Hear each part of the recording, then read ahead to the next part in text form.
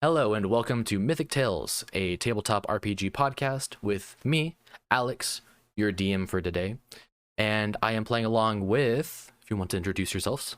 Hi, my name is Isaac. And I'm Eli. And we are doing a one-shot today. It is sci-fi, kind of inspired by some sci-fi movies and stuff that you'll probably recognize. So with that, we're just going to go ahead and get right into it. The year is 3157. We are seeing almost like a kind of static television across the world. A bunch of people all over the globe are watching. And on it is a news reporter. And they are saying, I am Fatima Porter of USE News reporting live from inside the Emerton Space Facility, where the world's largest ship will be taking off on Earth's most important mission to continue the existence of humanity. We all know Earth is running dangerously low on resources, and we will be inhospitable in a few short years. This ship, named the Ark, houses 10 million cryopods, taking randomly selected people from a global lottery, along with some of Earth's smartest minds, engineers, medical professionals, and anyone else necessary to build our future on Gerd. Gerd is the best chance of our survival, discovered in 3020. It has a very similar atmosphere to Earth, and photos taken 50 years ago shows there might be flora and fauna similar to Earth. Upon touchdown, the Ark will act as the first city of Gerd. The ship has enough housing for 10 million lucky souls aboard the ship and room for the population to grow. There's also malls, recreational centers, and enough food to last 5 years. Here comes the crew now that'll be piloting the ship. We can see Captain Rosini Mondesir. She was a captain in the Air Force for 8 years and fought in the Battle of New San Francisco. And now comes Anthony McCoy, one of the top medical professionals in the world. He made nanobots and pufferfish mainstream in the medical industry. Jonathan Williams, who will be the person behind the wheel and steering this vessel. No one steers better than me, bro. He stirred up some anger from the prolific pilots around the world when seemingly a nobody came out of nowhere to get the job. Next, Rahim El-Shahidi, who started their own professional security services at 16, and 6 years later is now providing security for probably their most important client ever. Here comes the head engineer, Paul Carter, who miraculously solved global warming. I'm smart. Now, Jerome Baldwin, who is, and we cut away from the television, and we are now following you guys as you are walking down the hallway, entering the elevator, and on your way up into the bridge. And as you're in the elevator, Captain Rosini says, this is the moment we've all been trading for. Every choice in our lives led us here. It's a sad day, but also historic. We will be the ones to colonize on a new planet out in deep space, and further the future of humanity. The elevator doors open to a walkway, leading you into the bridge.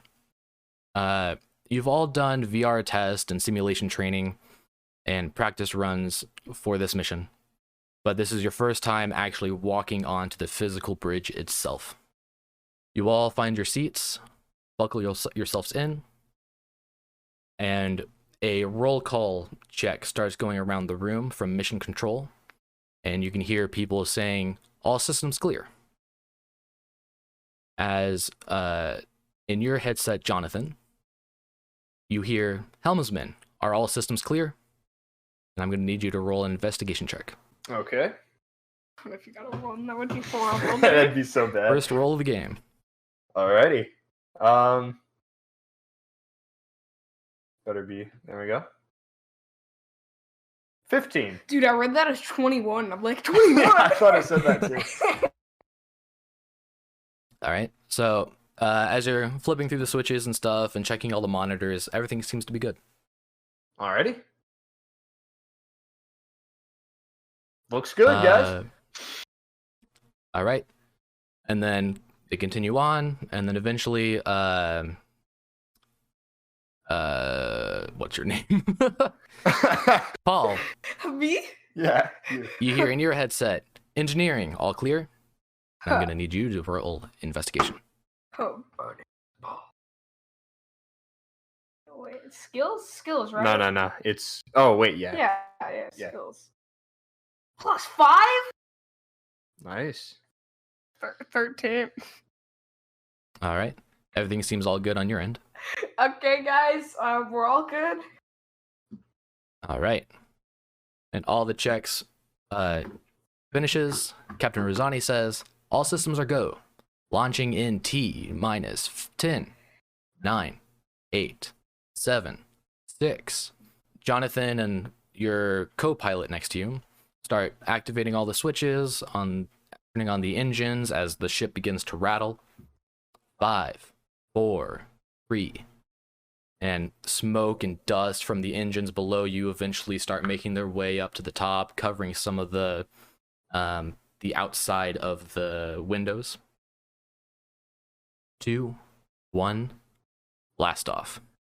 And the force of the ship is much more aggressive than what you were all training for. I need you to make a Constitution saving throw. Oh. As just this incredible force of this massive ship, you're all pushed into the back of the chair. Oh, we all just go flying. Immense gravity pressure being put on your bodies. 13. Oh, here we go. There it is. 6. Okay. No. No. You just get Just out of the ship. We're all dead. So, Paul, you kind of, like all this force being put on you, you kind of, your vision starts getting slightly blurred. Your vision starts going a little bit dark, but you're able to push past it. As Jonathan, it's just too much for you. Like at the point of leaving the atmosphere, you kind of start passing out a bit. No. I got this. I can stay conscious. I picture our eyelids just getting like torn back into our head. Like SpongeBob. Yeah. So the co-pilot starts taking control of most of the stuff. Not the co-pilot. As Jonathan is passed out in his seat, you guys exit the atmosphere and are in space. What about everyone else on this ship? Everyone else seems fine. Am I still asleep? Yeah, everyone yes. else is just like built different. Well, that's amazing. So the co-pilot starts, actually, what's their name? Jerome. They start setting the path to the planet and activating autopilot. It is smooth sailing as the ship is now in 0G. Kind of start feeling a weightlessness until eventually you hear over just the intercom of the spaceship, you hear the ship's AI, artificial gravity has been activated. And then similar weight as to Earth activates as you're all kind of bounce back down into your chairs, and any loose flying pencils or whatever all crash onto the floor. Eli, you're just like the whole time. Just slumped over. He like just slams onto Go ahead the and floor. roll another Constitution saving throw for me, No, he's gonna like fall and die. to see if you can wake up. Okay, 17. Yeah, okay. You slowly start waking back up from the sudden jolt of the gravity being turned back on. That's a relief. Captain Rosani says, well, the course has been set, autopilot is on, everything seems to be good to go. Seems like we can go on into our cryopods. So is there anything you guys want to do before you go into cryosleep? I don't know. Guess I'll check my watch, see what time it is now, and compare that to when I'm up. With my goggle stuff, like or like contact lens stuff, would I be able to like see just time? Like, could I just What? see the time with my contacts lenses built into my eyes? You just have glasses that grasp the concept of time. Yeah, I have stuff that makes me like have like night vision. It's like I'm ready like, to hop into smart the sleeping glasses. chamber. It's about like 5:30, I think, PM. Okay. So you guys start entering your cryo chambers. As you guys would know, the plan for this mission is that you go into cryo sleep, and you would essentially be sleeping 100 years at a time. Whoa. This is a 2,000 year long mission. Whoa. So you will essentially be spending 200 days on this ship, waking up 100 days, or sleeping 100 years each time. Okay. So we're just jerking into the future, just going crazy. Kinda, yeah. It's essentially you just waking up, making sure that the ship is still on the correct path, nothing is damaged, all that kind of stuff. Okay. So you all enter your cryopods as it starts getting cold, almost unbearably cold, until eventually you are asleep and don't notice anymore. I'm asleep again for the second time in 15 minutes. It feels like just a regular night's sleep for you, and you are waking back up as your body starts slowly warming back up. The kind of fog in the cryo chamber starts leaking out as it opens up. Is there anything you guys want to do on your technically second day? Check the time and what day it is. Guess I'm helm, so I'm gonna check the wheel, make sure we're still on course and all that, All right, go ahead and roll an investigation check. Okay. What day is it? If I can find it. There we go. It would be the year 3257, 100 years later. It is 6 a.m. Got a natural 23. Nice. So yeah, everything looks to be good. You seem to be a few days behind schedule, but nothing significant seems to be wrong. Okay. Is there anything you want to do, engineer? Maybe just kind of just walk around the whole ship to just see stuff and see if anything out of the ordinary. Okay, go ahead and roll an investigation check. 14. So you kind of just walk around the ship, going into the different rooms and stuff, and checking to see if there's any damage. Is that what you're doing? Yeah. Everything seems to be good. Okay, cool. Also, I'm gonna go ahead and bring up to the captain that, it seems we're a few days behind schedule, but aside from that, we're good. But just to give him an idea what's going on. All right. They say that's probably not too much of a problem. There's bound to be some errors in our calculations and stuff on a journey this big. Alrighty. Anything else you guys want to do, or back to cryo sleep? Sleepy time. Okay. Well, what do you need to I was do? just gonna say, have a conversation with other people. Since it's been a while. Yeah, there's a lounge room. You guys can play games, play cards, or anything. Sure, let's play cards. You know what? Yeah, sure. I'll accompany him. All right. So the two of you go into the lounge room. Where there's a bunch of tables. There's a TV with only DVDs and stuff that you could watch on there that you brought along with the ship, which are 100 years out of date now. That's crazy. And there is a table with a bunch of board games and stuff, and you guys want to play cards? Sure. Yeah. All right, so you guys bring out a deck of cards, and Jerome will be joining you. Raheem Shahidi, the security officer, will join, and Tarek. Okay. Well, I'm gonna say, okay, guys, I practiced this, I guess, many, many years ago. It's a magic trick that before we start playing, I want to show you guys. Let's see what you got, Tarek says. So the magic trick is gonna be the one that we do in real life regularly, where yeah, you know what I'm talking about. Which one? Go ahead and roll a sleight of hand check. Okay. Sleight of hand. 12. So I accidentally rolled a religion check, natural 20. Yeah, but so I say pick a card, And then I show it to everyone.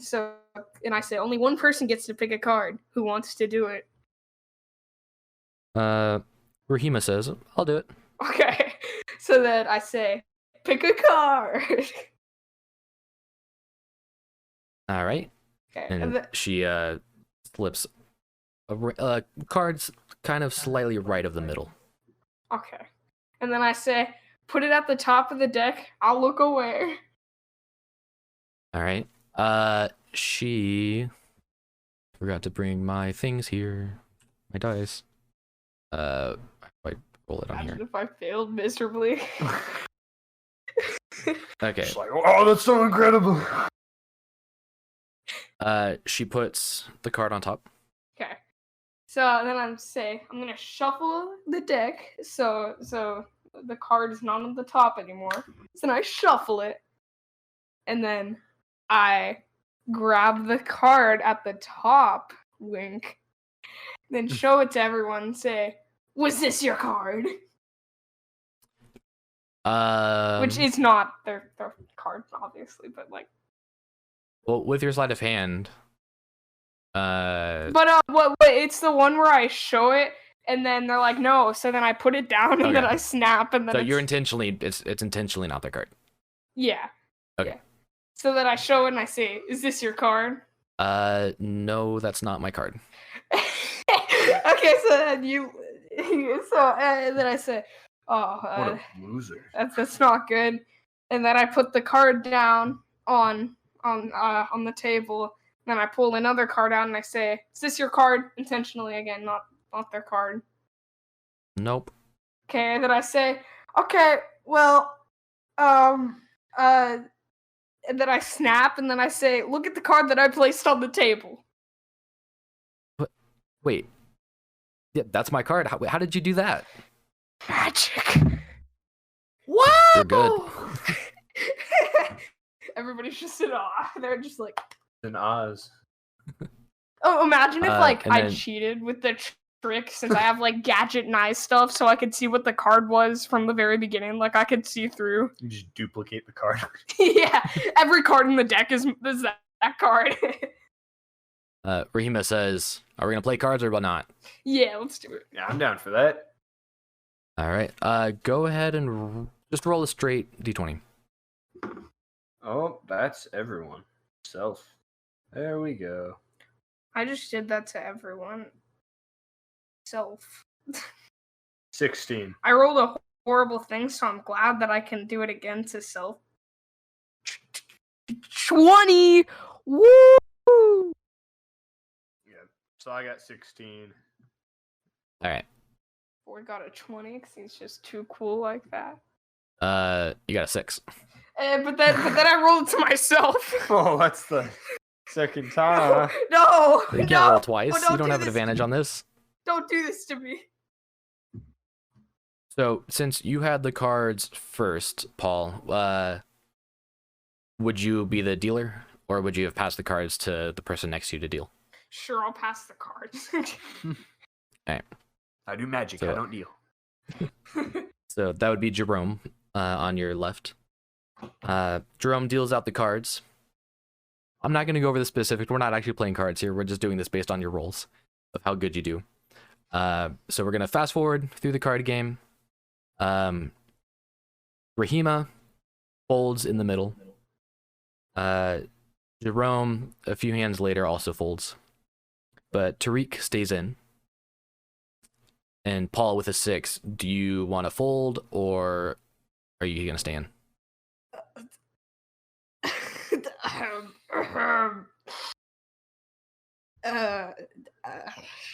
Which one? I'll do the second one. You're going to stay in? Yeah. All right. I don't think you know how to play cards. It's okay. It I comes don't to know. the end of the hand. Everyone reveals their cards. Tariq, Jonathan, and Paul, you reveal your cards. Tariq kind of seems a little bit upset, slams the cards down. As Jonathan, you are the clear winner of this hand. I look at him. Got you guys. I look at him and say, "Hey, I do magic. I don't play cards." That's on you. No. As long as you don't use that magic to win this game. Tariq says. I could. I don't know. I think he lost pretty bad. No, I lost. He did pretty this time. good. I lost pretty good. Okay, let's play again. All right. Jerome passes the cards to his left to Rahima as she starts dealing out the shuffling and then dealing out the cards. I'm gonna stand up and say, you know what? I'm gonna go while the going's hot. You know what I'm saying? I'm just gonna walk out. Are you kidding me? You leave just like that? You retire after you win? Hey. Yeah. You're just like, I'm retired. I'll keep my win streak, thank you. For the next 100 years. Well, okay then, Rahima says, dealing out the cards. Well, if you're leaving, then you'll miss the win streak. I'm just out the room already. Okay. All right, go ahead and roll another just straight d20. Are you kidding me? I'm sad. What did you get? 9. Oh.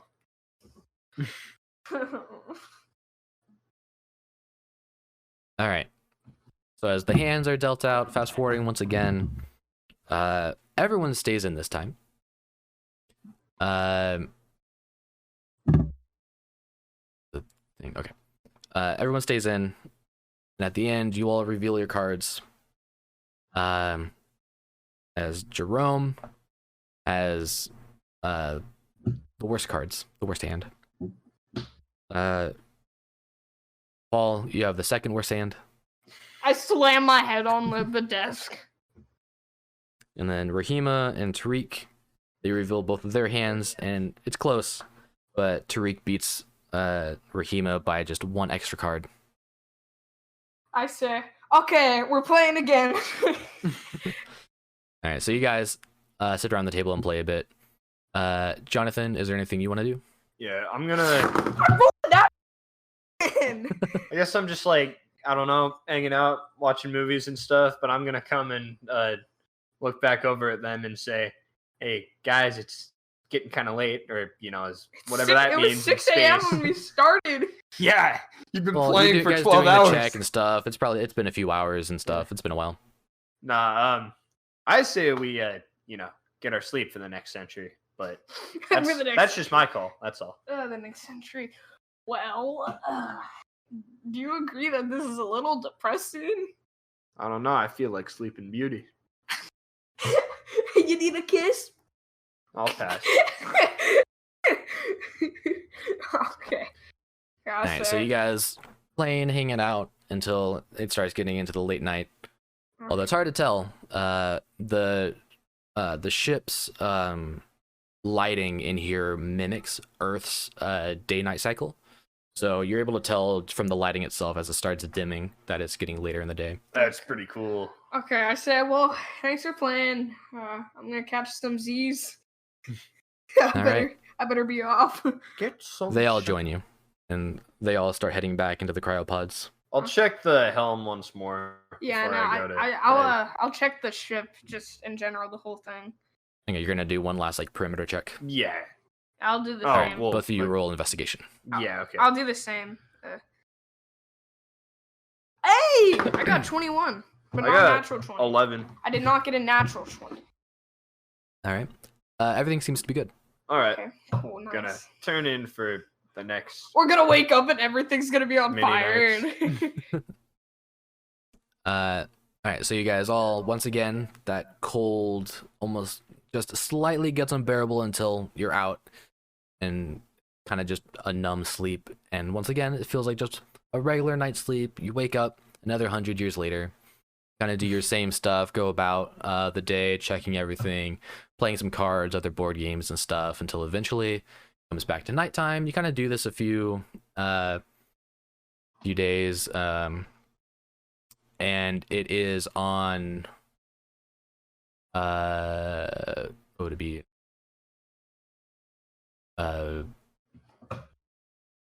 199. One last sleep before you get to Gerd, your new homeworld. You go to sleep the night before, or 100 years before, just like normal, until waking up this time doesn't feel the same. That slow warming of your body doesn't come. It is incredibly cold. The fog doesn't seem to fade away as easily. The glass covering of the cryopod doesn't open, as you guys are kind of stuck inside the cryopods. I'm an engineer. I can fix this. Well, first I need you both to roll a Constitution saving throw. A what? A what? Constitution saving throw. Okay. You better be in space with Markiplier. He can save this. I can fix this. 12. 19. All right. Give me like 1 minute. I'll be right back. I need to get my dice. Oh yeah, sure. I'm easily gonna fix this, dude. So good. Mhm. I'm the best on this ship. Now that we're on break, it's time for a sponsor. This video is sponsored by merch. I think you just doxed yourself, bro. Oh Oh man. no, this video is sponsored by Raycon and Raid Shadow Legends. Don't forget about honey. Yeah, and also All right. yo, We've been talking about this podcast sponsors. yeah. Got a lot. How are the dice coming along there? Good. Very nice. What color are the dice? Black. Are you guys excited for Halloween? Yeah. Oh my god, I'm rolling terribly. Oh.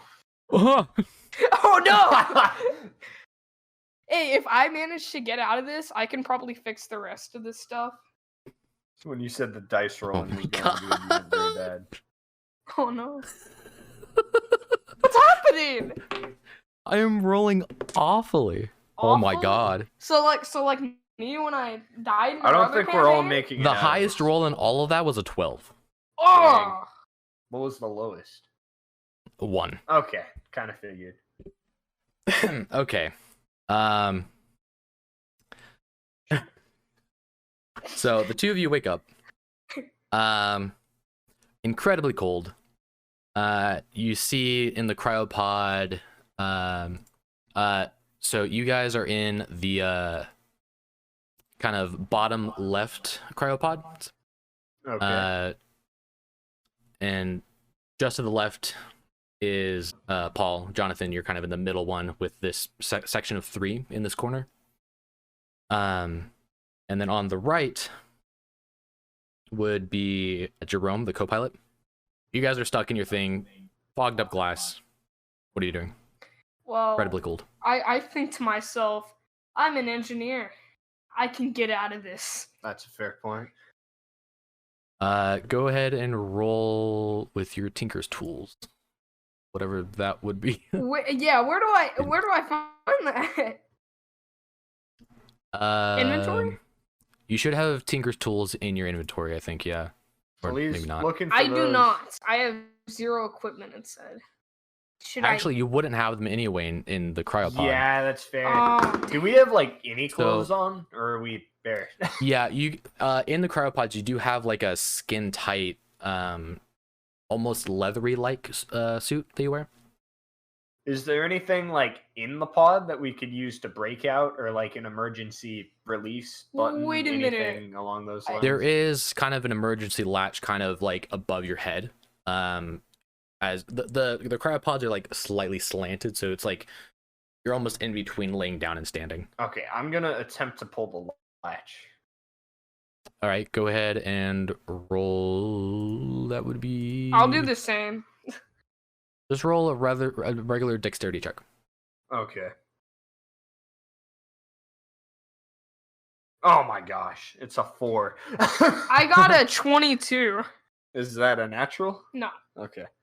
All right, so Jonathan, You're kind of reaching up there. You have to stretch your arms kind of a little bit, and you just can't quite feel where that latch is. Numb fingers. You've worked on these. You've kind of helped fix them and even build some of these for the ship. You grab one of those latches and you're able to pull it right down, knowing exactly where it is. I got 22. It gets kind of stuck and like it slowly opens, and it only opens like halfway, but you're able to kind of squeeze your way out. How about me? I got 22. No, that is you. Yeah, that is you. Yeah. Oh, I thought I you said Jonathan. No, you said Paul. He did? Okay. Yeah. I guess I like see him getting out of his pod. It's too foggy. You can't see out of the glass. Okay. It's all fogged up in there. I'm gonna look around. So you see, all of the cryopods are closed except for two. The cryopod that would be Terex, and Ishiwana, who is one of the other engineers that works with you. Dirty traitor. They're evil. Her cryopod is open. Ishiwana is there. She's cold. She kind of has like a blanket over her, just kind of sitting down next to her pod, trying to warm up a bit. All the other cryopods are shut. I'm gonna look at them and say, "You little poo!" At who? The whoever's sitting there. It's Ishiwana. Yeah. She's just kind of with the blanket over her shoulders. Just, it's so cold. I say, "Shut up! I got these contacts, lenses. I'm fine here.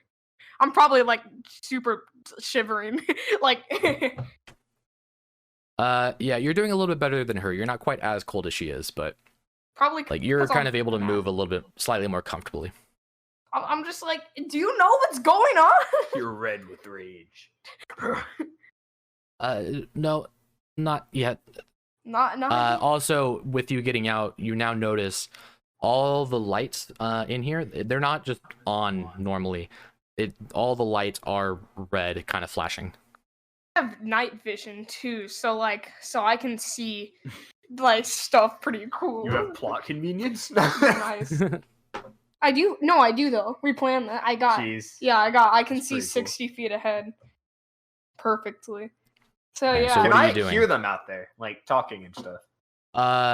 Because of the way these are made, you can hear like muffling noises, but you can't quite make out what they're saying or who they are. I'm gonna just tap on like the pod, like the glass, a little bit. All right, Paul, you hear some banging coming out of Jonathan's pod. I look to the right, and I'm gonna run there. All right, it's right, like just to the left. Wait, for you, it's just to your right. Okay. Okay. So you get there, you notice it's all fogged up in there. You can just kind of barely see through the fog, Yeah, handling in there. I'm gonna bang He back. seems to be awake. I'm gonna bang back. All right, Jonathan, you hear a banging noise on the glass Tap, on the outside. tap, tap, tap. Yeah. Do we know Morse code?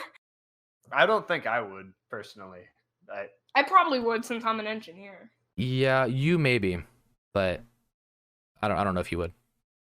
I'm gonna say, can you hear me in Morse code? I'm gonna do, can you hear me in Morse code? I just knocked twice.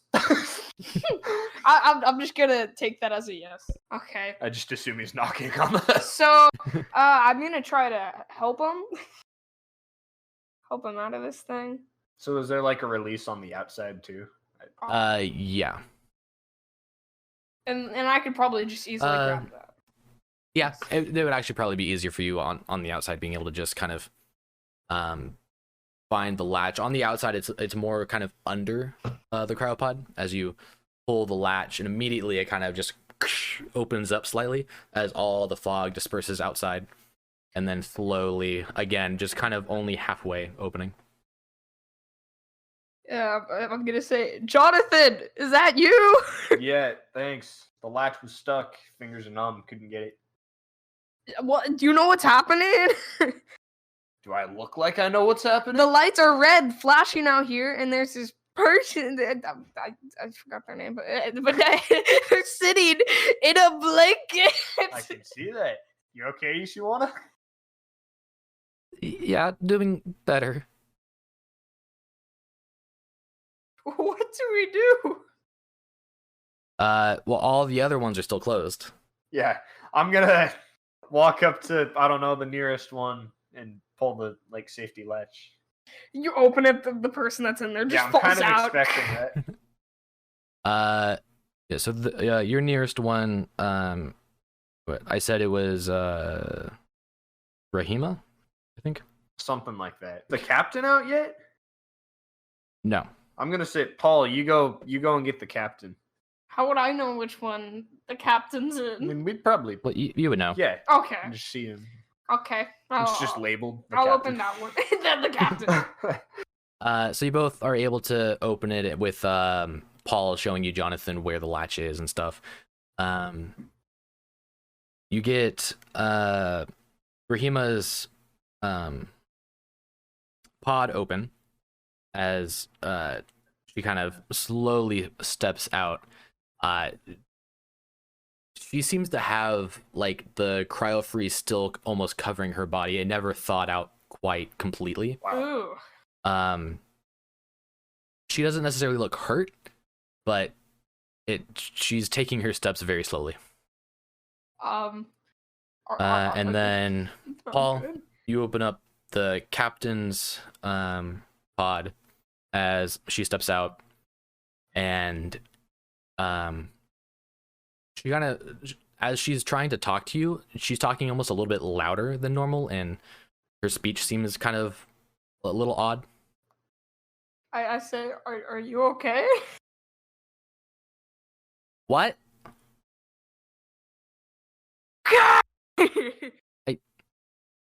I can't hear. And then I give a thumbs up and nod my head. As an engineer, you would know that if there is some kind of failure with cryofreeze, there are side effects. One of them being is deafness. I look down with sadness and nod and shake my head. And typically it's only temporary. While he's doing this, I'm just gonna keep unlatching the other pods. Okay. I'm guessing we're kind of. So wait, everybody else is in cryo freeze too, right? Like the passengers. Yeah, the passengers are in indefinite cryo freeze until you guys arrive on the planet. Okay, I see. Jeez, that's crazy. Because we're kind of like breaking them out mid, because they're supposed to wake up peacefully, but we're kind of just breaking them out while they're still in cryo. Well, you're waking up the crew. Yeah. Yeah. Yeah. So all of their cryo freezes malfunctioned like yours did. Oh, this is bad. So as you start waking up everyone else,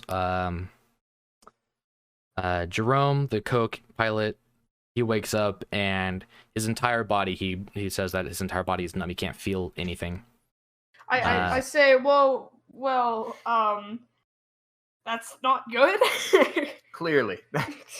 And Anthony, you open up his pod. He's a medical officer, and he seems to be kind of hurt as the cryo freezing like barely thawed at all for him, as he is kind of still stuck to the back of the thing as he pulls off his skin, getting pulled off of his body, left behind on the thing. Jeez. On the backboard. We should have been like. Once again, Tarek, the other medic, is not there. And then Aylwin, the other engineer, is also numb. I can't believe I rolled so bad for these people. And Ella, the other security, is slowed as well. Yushiwana, did you see Tarek go anywhere? His pod was open before mine. Well, in the like hallway stuff, can I see anything with my vision? So in the cryo chamber room, there are 4 doors, one on each wall. So there's the north door that leads past the conference room into the bridge. There is the east door that leads into the life support, south that leads into the elevator, and then the west door that leads into the medic room. So which one are you looking down? Medic room.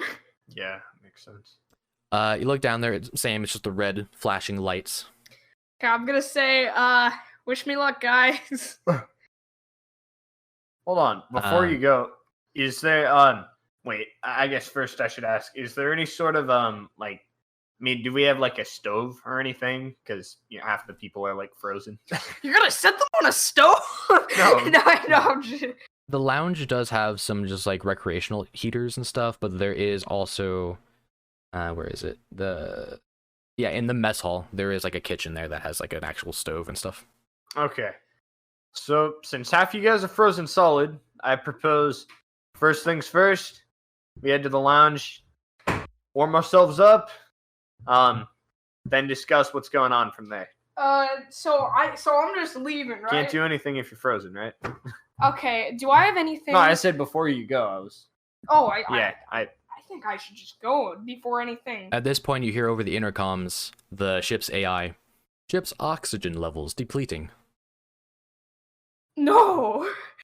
Wait, 80%. do I have anything? Do I have anything on me? wait. 10%. 80. 80. Okay. Who would be the one to special? That'd be like an engineer thing, right? Yeah. Okay. You should wanna. Are you in a state to handle that? I can try, but it might be a 2-person job. Okay. Paul, can you go with? Sure, why not? Our cat All right. climbed up on the. There ladder, we go, so yeah. Isaac got him down. Yeah. Okay. Right, so you guys are going through the east door to the life support. Okay. The two, just them, or Well, the two of them and anyone else that would like to accompany. okay. I say while they do that, I'm gonna say anybody who wants to come to the lounge with me, let's go. Everyone just comes. They're like, I'm cool. Pretty much all of them go. The captain, who is the only, I think, the only deaf one. Yeah, I'll help She's her kind out. of just looking at everything and just following where the You biggest can crowd write is going. stuff Okay. down. Yeah. Yeah, do we have like pen and paper or anything? Or Yeah, you could find that. yeah, I'll just say like you want to like come to the lounge to warm up or something and like discuss. She what's said going yes. on. Okay, cool. All right, so Paul and Ishiwana, you go to the door and you put your hand on the palm scanner to open up the door to the life support, and the door seems stuck. I see. Not like it's locked, like it's trying to open, but it almost seems like there is something physically stopping it from being able to open. Great. Okay. Well. And there are windows on the doors, but the windows are like almost completely covered in like black. You can't see through them. But I have. Will my contacts lens stuff, eye stuff thingies? Can they do anything? You can see 60 feet in the dark, but you cannot see through this. Okay.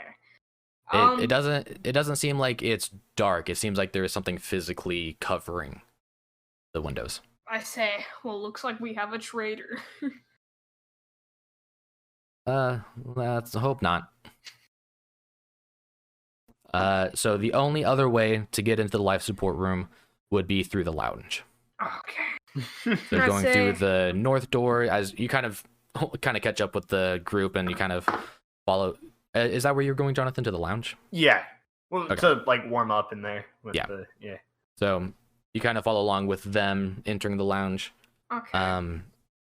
Again, it seems like the entire ship has the red flashing lights, and every so often the ship's AI still pops in with oxygen levels are depleting. So as you walk your way through the lounge to the other side of the room, as Jonathan and the rest of the people kind of just group together and get all the little kind of recreational space heaters and stuff. I'm just gonna say, what's going on? I'm gonna ask them that since they're following us. The door is broken. Huh. So we're going here to try to find another way to get through. Bye. So how many of us in the group are like okay enough to go with them? The way that I rolled, Ishiwana is the only one besides you two. Okay, so me as well. Yeah. All right. I'll say I'll come with you guys. I reach out my hand to give him a high five. Fingers still numb. That hurt. But they're numb. How would they Yeah, hurt? Haven't you ever like hit something numb and it feels pins like and weird needles. and tingly? It hurts. Yeah. Oh yeah, like when you're cold and you hit Yeah. your ear. Oh, that's horrible. I forgot about that. Oh, All okay. right, so you're joining them. Yeah. All right. So you guys go through the other side of the lounge through that door as it opens up, Hey, going through the hallway. I say, we're just kind of leaving everyone there. Well, yeah, they're just warming up. Do you think that they can handle themselves if there's a traitor on board?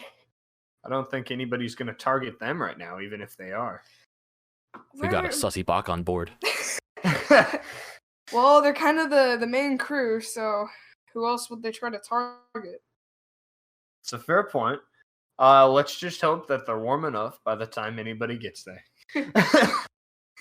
Well, we got a deaf captain, so let's hope that everyone's good. All right. So you guys walk up to the life support door. That opens easily as you walk in.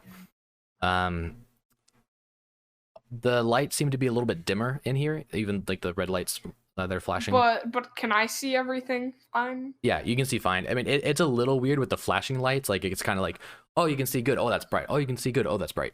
Because it doesn't quite flip that fast, like your night vision to normal Could I vision. like break the flashing light that's specifically in that room? There's a lot. It's a lot. It's like a bunch of small lights all along the ceiling, Oh, which that's is about 10 horrible. feet up. Okay. So the life support room, there's a bunch of like computers and tables and other kind of like sciencey equipment stuff, and there's a bunch of it almost looks like tubes filled with water with like a bunch of bubbles going through it and stuff. Nothing specifically in here seems damaged.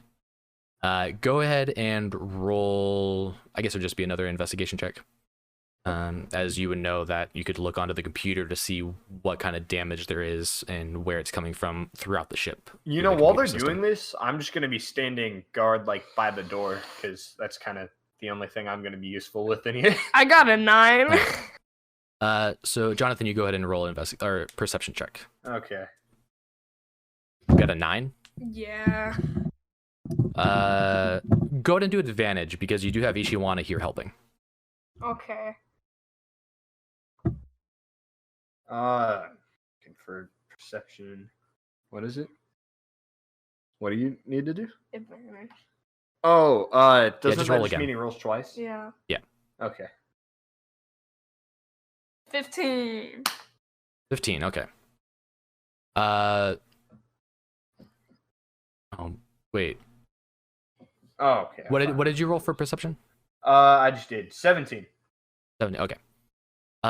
So as you're keeping an eye out, and Paul, you and Ishiwana are on the computers trying to figure out where the damage is coming from, and you're seeing like errors and stuff. The first thing you do notice is that there seems to be an error in hallway 9, some kind of oxygen leak in there.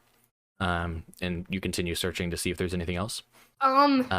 Jonathan, as you're kind of just looking through the room, keeping an eye out down the hallway and stuff, you do see up on the ceiling, kind of in a corner, there is like this almost black inky liquid that's kind of just dripping from the ceiling. Guys, we got some black ooze. 12 o'clock. Okay. No, not good. I'm gonna ask Jonathan really quick. I say, how well can you see here? Not very. It's pretty dark. Okay. I say, do you want to take a contact? You can see kind of lens? okay because of the red flashing lights. Oh, You get okay. like But glimpses the- of like being able to see. Would I be able to give him like one of the contacts lenses? Well, why? Hold on. Because What's then that? you No. could see perfectly. There's multiple reasons. One, eye goo and eye goo causes infections, so you would know that you wouldn't want to do that. You wouldn't want someone else But wearing what your if contact. they're like There might super be some high more tech? black goop than just the Even if stuff they're we're high seeing tech, on the they're still in ceiling. your eyes. Okay. Well, nonetheless, I think you should come and look at this real quick. Yeah, okay. Might be able to identify the substance. Okay. I take a look. All right. Go ahead and roll I guess just a wisdom check. Or intelligence, whichever one. Tell it. Venom's on the ship. Why aren't they appearing? I can't remember. Like, one of them is like book smarts, the other one is like street smarts, and I don't remember which. I got a 20, but not natural. Okay. It's an unnatural 20.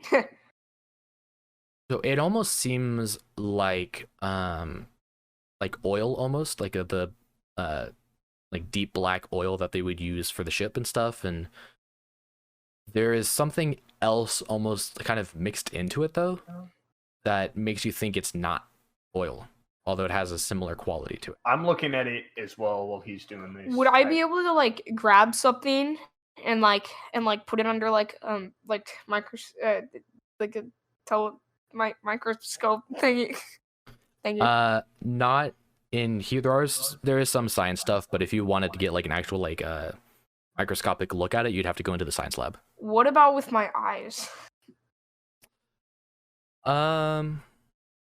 Nothing really shows up with your eyes. It doesn't really like notify you about anything on there. Okay. Well, what if we stretch it to see if anything comes out of it? It is almost like slimy, like it does kind of stretch and it kind of turns like almost tendrily kind of look to it. We as it got stretches out. aliens on board. Venom's on the ship. It's the symbiote. No. Do you notice anything unusual about this? It's definitely not oil. Okay. It is moving a little bit. Well, yeah, I can see that. I guess that in itself is unusual. Yeah. I think we got aliens on board. Aren't you a man of science or whatever? We got stuff mixed into this that somehow turned it lifelike. As you guys are having this conversation, Ishiwana, still on the computer looking for stuff, she announces, it looks like we have some damage on the outside of the ship. Not good. If we want to repair that, we're going to have some people do a spacewalk. Wait a minute. Right when she says that, I'm gonna run to the helm to check that. Like, what's going on there? You just leave. Yeah. So you're checking the like if to you're on make the sure we're correct still course and on stuff? course, because if there's damage, I'm assuming that means we've either hit something Or You know, aliens came, yeah. or or something else. All right. Roll investigation check. Okay. 10. 10. Yeah. Everything seems okay. Really? Okay. I'm gonna come back. All right, just had to check the helm real quick. It looks okay, I suppose. And Wait. the time that he would have spent going to the helm and coming back, it's kind of a journey. It takes like probably 10 minutes. If you would want to go back on the computer, or we're just gone and dead. Ishiwana is tapping away on the computer. She also finds that there is damage in Hall 2. Hall 2. I say, well, I can come with. Ishiwana says, it might be more important to fix the external damage first. I don't want to do this. It seems to be on the outside of the command room. We could, in theory, close off the command room and just wait until we get home in 100 years, but I don't know if the damage would survive a 100-year journey. We won't. We could always just wait 100 years until we're old. Very, very old. So at this point, Jonathan, you'd be coming back. Okay. In the helm, can you see outside? Just kind of the front, yeah. You have there's a giant window that covers the. What if I front of the went ship. there with my vision? You have been there before, and I'll tell you, it's just space. But like now with the stuff here and like the stuff on the ship, would I be able to see anything? You want to walk over to the bridge? Sure. All right, I'll come along with you. Does Ishi want to come in too? I think she probably decides to stay at the lounge with the rest of the people and try to warm up a bit. You guys can probably handle this yourself, so I don't think you need me. I'm not much help with a lot of this other stuff. Hopefully we'll be fine. Okay, I look at Jonathan and I say, so, how is it waking up? Not great. Yeah, I kind of wish that we didn't wake up. Wow, that's dark. No, I don't mean that way. No, you mean no? At least not today. Okay, I know what you mean. Let's just go check on the bridge. All right. So as you reach the bridge, what are you trying to do? You said you wanted to look out, right? Yeah. You're just looking out into space? Yep. Are you trying to check on like the damage that's been done to the ship? Yeah, because since I have like vision stuff, I can check out and see. The way the windows are oriented, you can only see like out the front. You can't see like there's no thing to really like kind of look back at the ship. Okay, we're breaking the window. Because it's almost like think like torpedo shaped the ship. So it's kind of just out in the front and then kind of goes back. Is there like a damage analysis thing that you can find anywhere on the ship? Like anything that kind of details? That's kind of what he just did. Oh, okay. In the life support room. I see. What was the one guy's name that was gone? It was Tarek, the guy you were playing poker with. I said we should probably find Tarek. You think? Because what's he doing? I don't know. We'll get to that later. Later? What if he's causing this? He could be, but I mean, I don't know where to find him, and we got some more pressing matters. The oxygen, was that fixed? Are we still like leaking, or are we good to go? No, it physically needs to be fixed in Hall 9, Hall 2, and the outside of the command room. The outside of the ship. I see. Okay. I guess first things first, could go for the oxygen in one of the halls. He already wasn't. Ishiwana did mention that it might be more pressing to fix the outside because that seems to be the biggest damage. I see. So that's where the majority of the oxygen leaking is from. There are what are they called? Like airlocks, both in the life support, which would probably be the closest to the command room external, and then there's also the medic room has an airlock that you can get out of. What about with spacesuits and stuff? We won't be able to breathe out in space. Yeah, there are spacesuits in the life support room. Okay. Paul, buddy, you want to go and volunteer to fix that? Well, technically, we're not volunteering. Okay, let's No, you're gonna volunteer out of the two of us. The spacewalk typically needs 2 people. 2 people? Oh, okay, that's fun.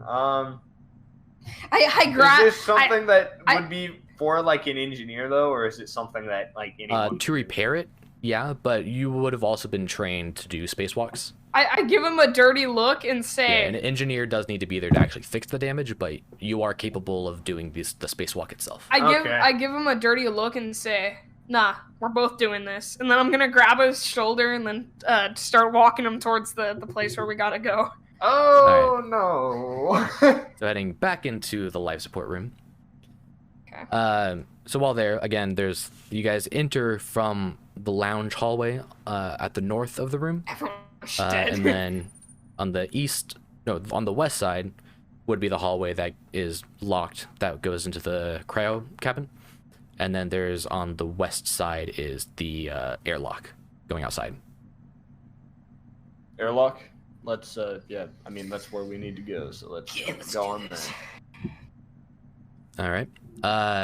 So you guys are putting on your spacesuits, and they're heavy being inside with the artificial gravity. And you guys enter into the airlock. uh, who, well, I guess entering into the airlock, and then you guys have a tether attached between the two of you. Okay. Oh, no. With this like metal wrapped cord. Oh no. And then you also like it extends out probably like 50 feet beyond both of you. So you have 50 feet of rope both in front and behind you. And then it's probably about 30 feet in between connecting you. Okay. And then there is like clamps that you would attach yourselves to the outside, so if anything happens, you don't just float away.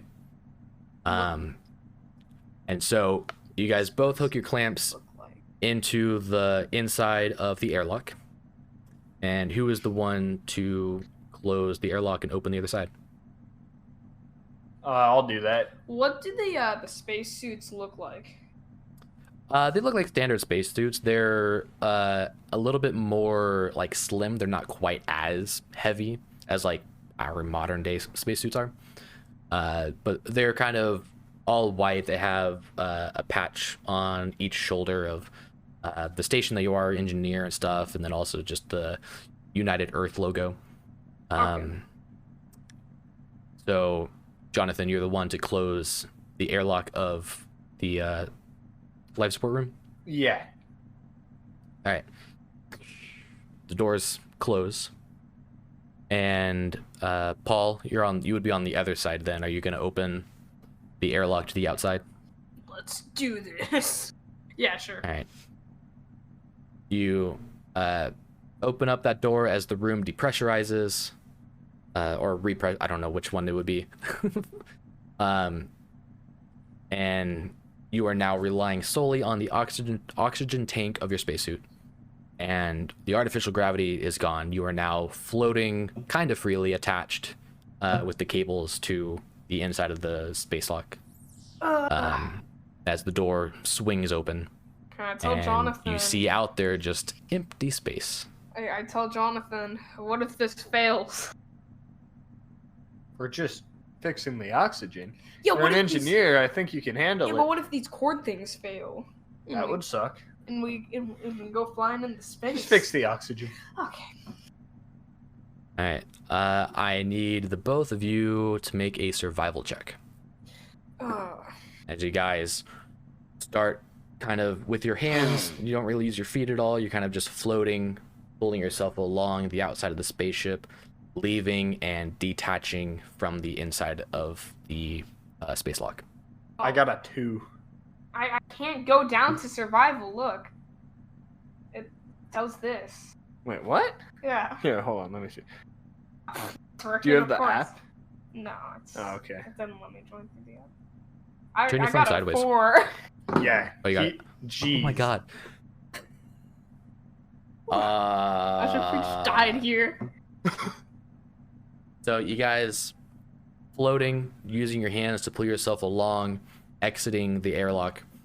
You are now detached from the inside of the airlock. You are completely outside, holding on to some parts have like kind of almost like ladder type like things for spacewalking. But in order to get to where the damage is, you're gonna have to go off like the beaten path and using like antenna that are on there and just other kind of pieces of the ship that has it's kind of like rock climbing. Okay. And as you're going, you only have kind of just the one like a thing that attaches. Like as you kind of who's in front? Probably me. Since I'd I'm- say that too. Yeah. Oh, I Okay. I should say one small step for Paul, one giant leap for Paul. That's a So deep the way this cover. would essentially work is Paul, you would go as far as you can, like the 30 feet that the rope allows you, and then you would attach yourself with your clamp. And then Jonathan, you would pull your way to him, and then your extra 30 feet in front. And then attach your clamp, and then Paul would detach his clamp, pulling his way, and you kind of would be going back and forth like that, Okay. making sure that one person is always attached to the ship, so that you just don't go floating off. Makes sense. And oh my god, these rolls. As Paul, who had the lowest roll? Me. Okay, Jonathan.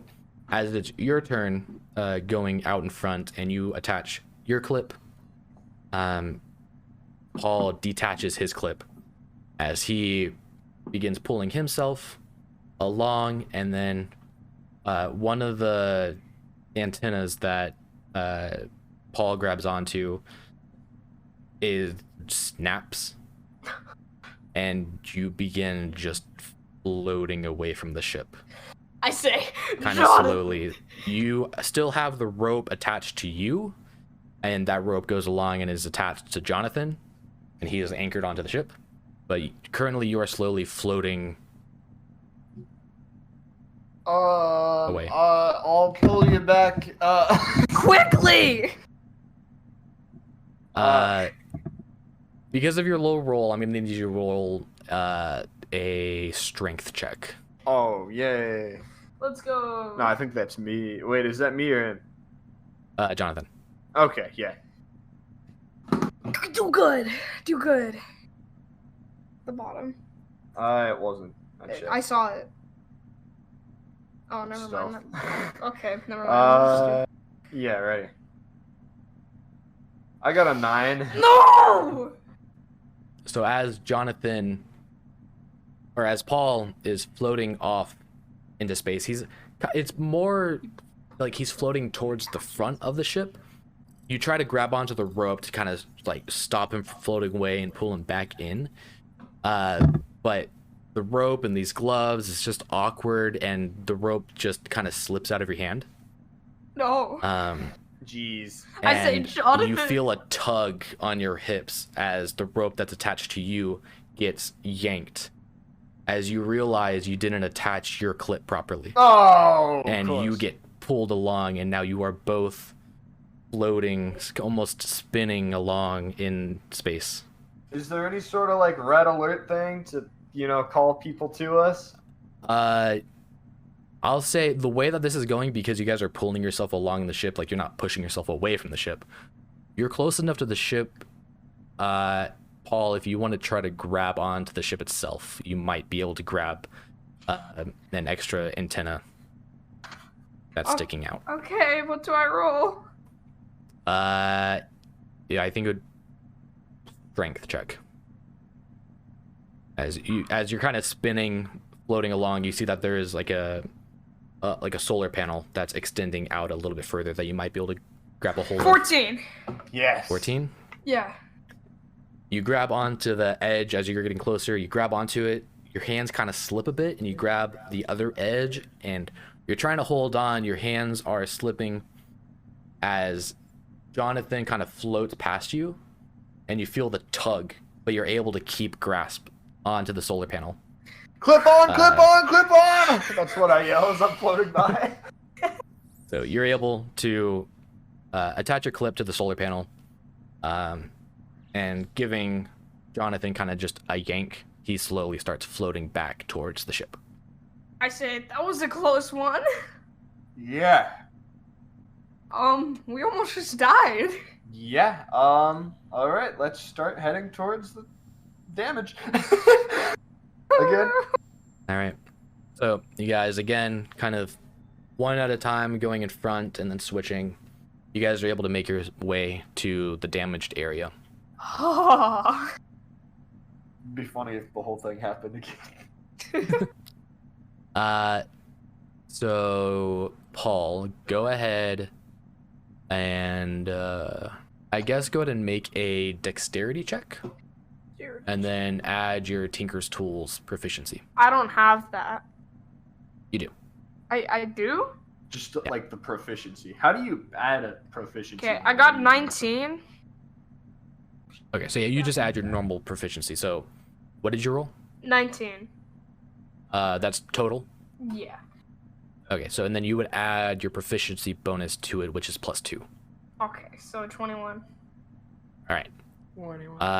So you confidently, you know what you're doing. You kind of near the end of the Emerton space program building the ship. You kind of helped out with parts. You know how the ship is made.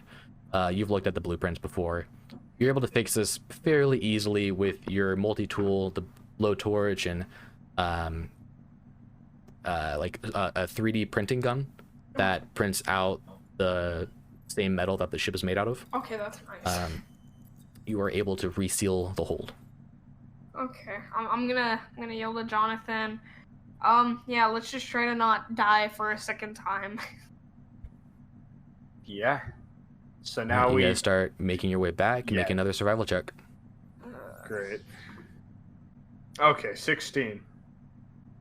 6. For these kind of things, for like team checks, I take the average. So I'll say you guys are able to make it back without much issue. It's maybe it's a little slower than the first, or I guess not the first time. It's a little slow than what you would normally expect from a good walk, but you were able to make it back, and in total it's about probably a 20-minute journey there and then another 20-minute journey back. So it probably took you maybe 30 minutes to get back. Okay. So total it was like an hour 10 minutes for that entire thing. Okay. You know what I realized? We did not tell the rest of the crew that we were going to do this before. So that could end badly. Yeah, I guess we'll head back on over to the lounge. Okay, let's do this. Well, as you guys are entering the life support room again, the airlock closes, depressurizes, you enter into the life support, and across the room, roll a perception check, whoever is coming in first. Probably him, since Yeah, I he was in at the back. the bottom, so I'd say so. Luckily I have good perception. Oh, natural 20, 22. Woo! Nice. Let's go. So you did a perception check and you were looking around and keeping an eye out the first time you guys came into the life support. This time coming back in, you notice that wasn't there the first time. On the opposite side, the door that leads into the cryo cabin. On this side, that door was fine. There was nothing covering the windows or anything. This time, that same black stuff that was covering the windows in the cryo cabin door is now covering the windows of the life support door. No. This stuff is spreading. The door on the other side that's covered, it's not as covered. There seems to be gaps in it, in whatever it is that's covering it. It doesn't seem to be fully covered like the cryo cabin door was. Okay. We have a blowtorch, right? You have a multi-tool that has a blowtorch attachment to it. I'm just gonna try and open it straight up before we resort to any of that. I was thinking blow do the goopy stuff and see what that does to that. Well, yeah, but I just want to see if it opens first. Yeah. So I'll try and open the door that the stuff is starting to cover. All right. So you go over and you put your hand on the scanner to open the door. Similarly to the cryo cabin door, it looks like it's about to open, and then it kind of stops, like something is physically stopping it, and then it slowly starts pulling apart and opening up, as whatever was covering the windows, similar to the oil-like stuff that you found before, is these strings of black goo is being pulled apart by the door as it opens, and it kind of slowly just groups down onto the ground. Jeez. And there are no lights at all in this room or in this hallway. But I can see, right? Were there lights before? Throughout the rest of the ship, there are the red flashing lights. But so I can see. Yeah, but perfectly, when we went outside, were there rooms in there? I mean, were there lights? Were the lights on before? Yeah, you didn't really pay much close attention to this room. Okay. But just in your quick look around that you were doing, you probably would remember that there was flashing lights in there before. Jeez. Okay, well, but I see them. I see the room perfectly. And what is this yeah. room for? Do we know? So it's the hall that connects the cryo cabin and the life support room. Okay. And then there's also 2 other halls that lead off that go to the gym and the engineering room. All right. I guess for now we might as well just head back to the lounge, report what we found, and that we fixed the leak. So you guys are headed back into the lounge, and it seems like Rosani, the captain, is still there. Jerome, the co-pilot's still there. Seems like everyone else is gone. They're not there. Okay. Just gonna say, how's it going here? We managed to fix one of the oxygen leaks, the one outside. Is the captain still deaf? It seems like it, yeah, if you're trying to talk to her. Isn't Jerome still here? Yeah, okay. the co-pilot. So where did everybody else go? They all went off to check and make sure that there's nothing else going on. Ishiwana filled us in on all the damage and stuff, and her and Aelwyn went off to try to fix the leaks that were in Hall 2 and 9. Okay. You know what? I think we should go check up on them, Paul. I See their agree. progress. Ishiwana went to go repair Hall 9, and Aelwyn went to go repair Hall 2. And I believe Aelwyn brought Rahima along. Okay. I guess before we go, have you happened to notice any of the black goop that's kind of appearing around the ship? What black goo? We went through the airlock to fix the leak. There was some black goop, just kind of, hanging around on the walls, blocking some doors. Appears to have some weird tendril-looking stuff. Almost looks like oil. Blocking the airlock? Not the airlock, but other hallways, other doors, just kind of gunking that's up the not good. ship. I don't know what that could possibly be. Yeah. Do you want to take a look at it? Or... I don't know if that's really my job. Maybe one of the medics might have a better time looking at it.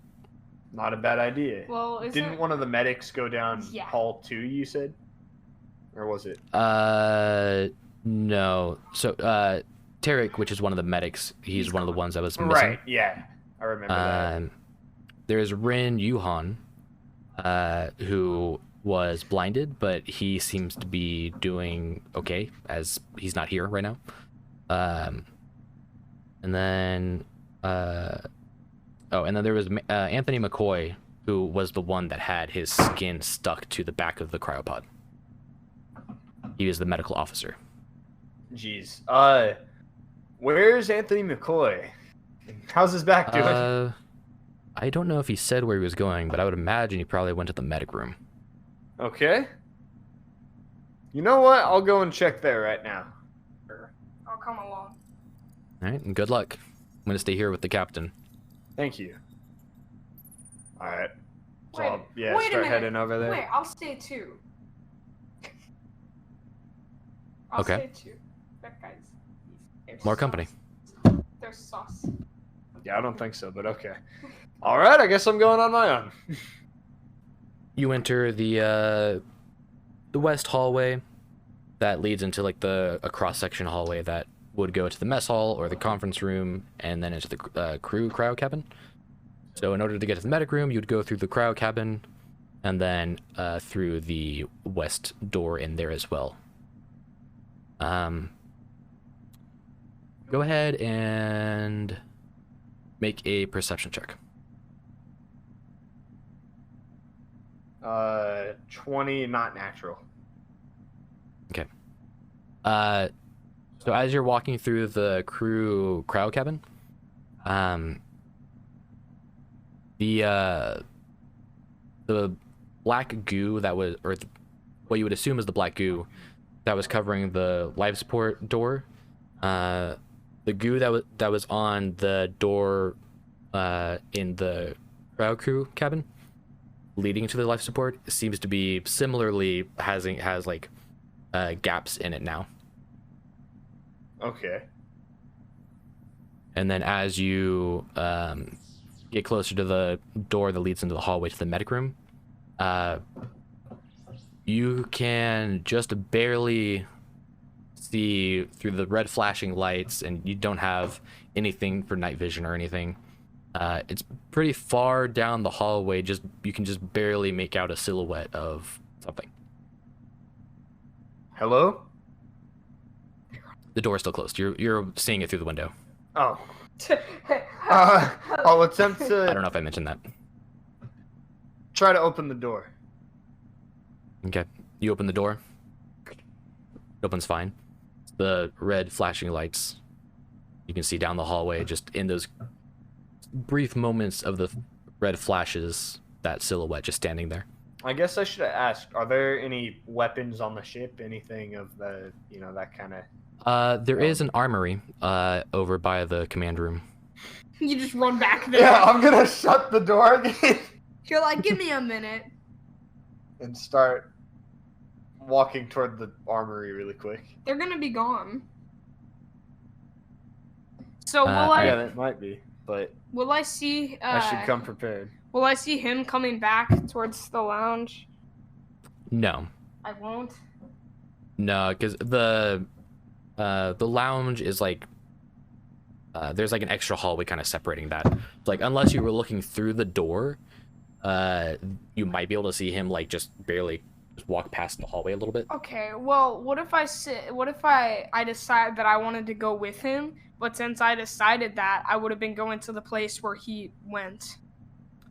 Depending on when you would decide that, we could say that you'd probably meet back up in like you could probably run into each other You wanted to at stay the in. door. Stay in because it was sus. Why would you leave? Because I was wondering what's up with you. Oh my gosh. Was I gone for a long time? Like, would he have a good reason to come with me? It probably would have been just like 5 minutes, Yeah. just I'm to just walk like- there and then as you're on your way back. Maybe I was thinking maybe he needs some help because he can't see in these Oh halls. my gosh. Anyway, So- I'm going to get a gun. Do you want to meet up with him or not? Sure. Okay. I'm gonna So- come back and everyone's gonna be dead. Jonathan, as you start walking away from the medic room door and start going towards the hallway that leads into the conference room and the lounge, as that door opens up, you kind of like on a street corner kind of thing. You're walking, and then Jonathan walks, and you both kind of bump into each other. I'm just like, hey. Hello. I saw somebody standing inside the room. Was that the medical room thing? I can't remember. Yeah, it's the hallway leading to the medical room. Okay. But the door that I looked into, that was the medical room itself. There's a sus man standing there. No, all of these rooms are pretty much connected by hallways. Okay, so that So- was the hallway. Yeah, it's the hallway Got it. leading into the medical room. A sus man was standing in the medical room. Yeah, there was a sus man standing. We know who that So, is. Like That he was hallway, so- essentially they would have been standing like in front of the door to the medical room. Yeah. So anyway, yeah, someone was there. And I figured I didn't want to go unarmed. So, yeah, going to get a weapon. I'll go with you. Cool. All right, so you guys start heading north again towards the conference room. That door opens up. The conference room, there's a bunch of tables and chairs and stuff. It's a pretty big room, and there's like LCD screens like on the walls and stuff to watch TV or whatever. And the room, the chairs and tables seem to be kind of thrown about. Oh no, he's And- got a weapon. You see Rahima, the security officer, is like sitting on the ground with her back up against a table that is tipped over on its side. And she sees the two of you come in, and she immediately like, shh, be quiet, get down here. Okay, I'm not going to say anything. I'll just and she Join her. has a rifle. Okay. I say, I think we know what's going on. What? You think? You know about the infection? Yes. What? It's No, what black infection? ooze. The black ooze stuff. I don't know.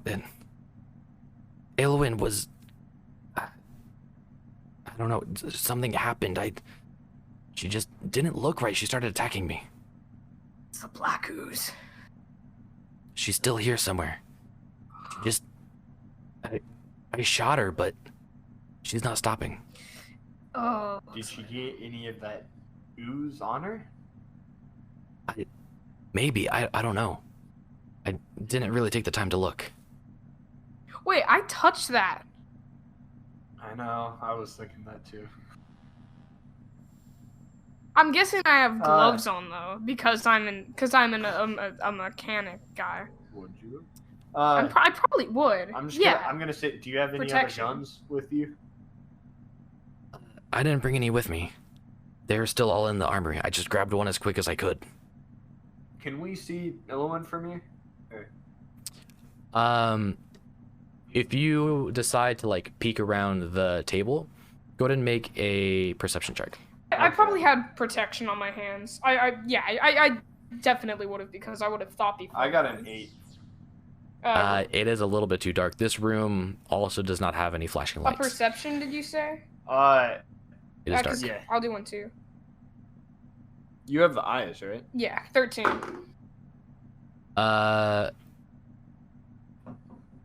So, Paul, as you look, just kind of barely all the way on the other side of the room, which is kind of at the end of your 60-foot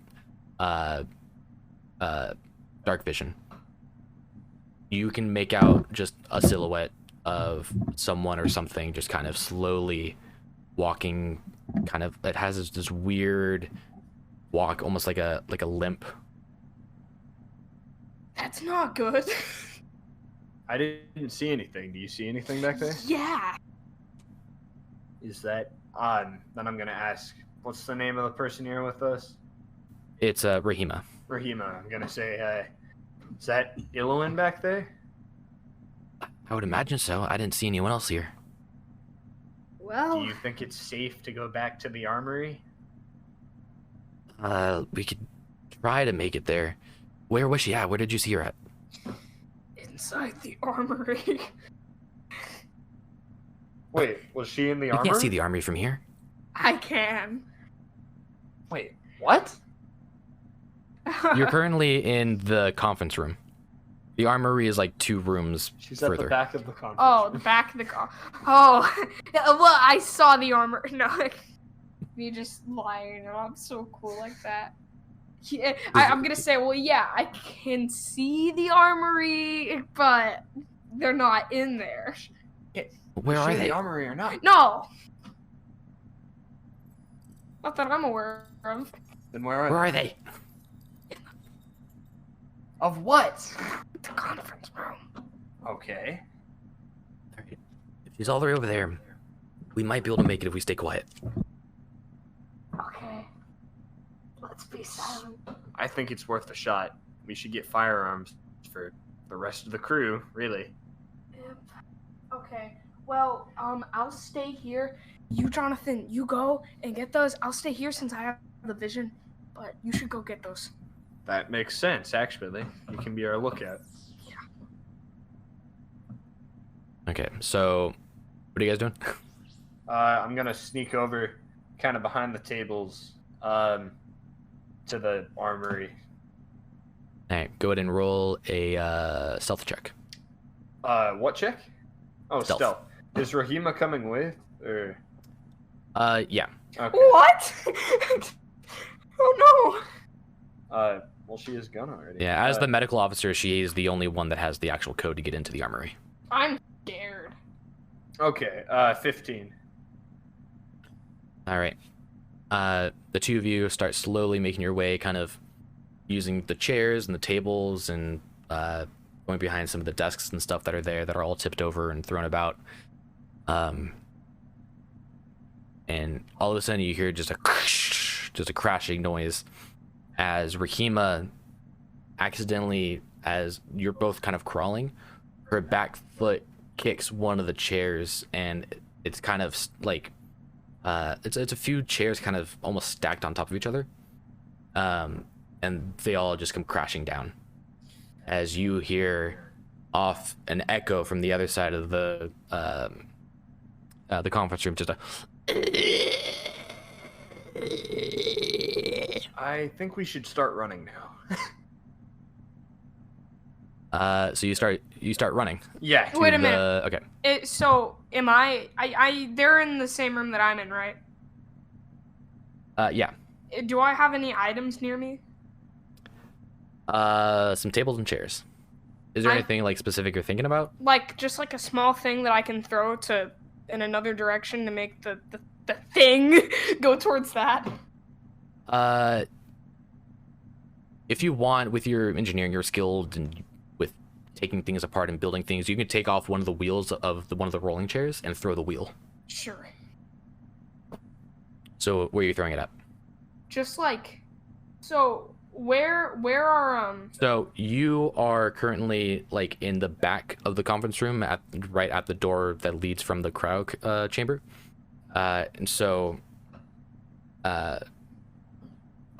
Rahima and Jonathan are far to the right. Like they are kind of almost there. They're more than halfway to the door, all the way on the far right side of the room. then And then it's kind of far left side that you see this thing. I'll try to silhouette. throw it as far away as possible as from where Jonathan and everyone are. Okay, so you're throwing it to the far left side of the room? Yeah, but I don't want to throw it where the monster thingy is. All right. So as you kind of look up to throw the wheel, you can see the thing is kind of like it starts charging towards the crashing noise, making that kind of sound as it's kind of jumping up on some of the tables and stuff, and it's kind of crouched down almost on all fours. And you throw the wheel. Go ahead and make a dexterity check. Also, can I like cover up my face with something so I don't get sick with whatever virus?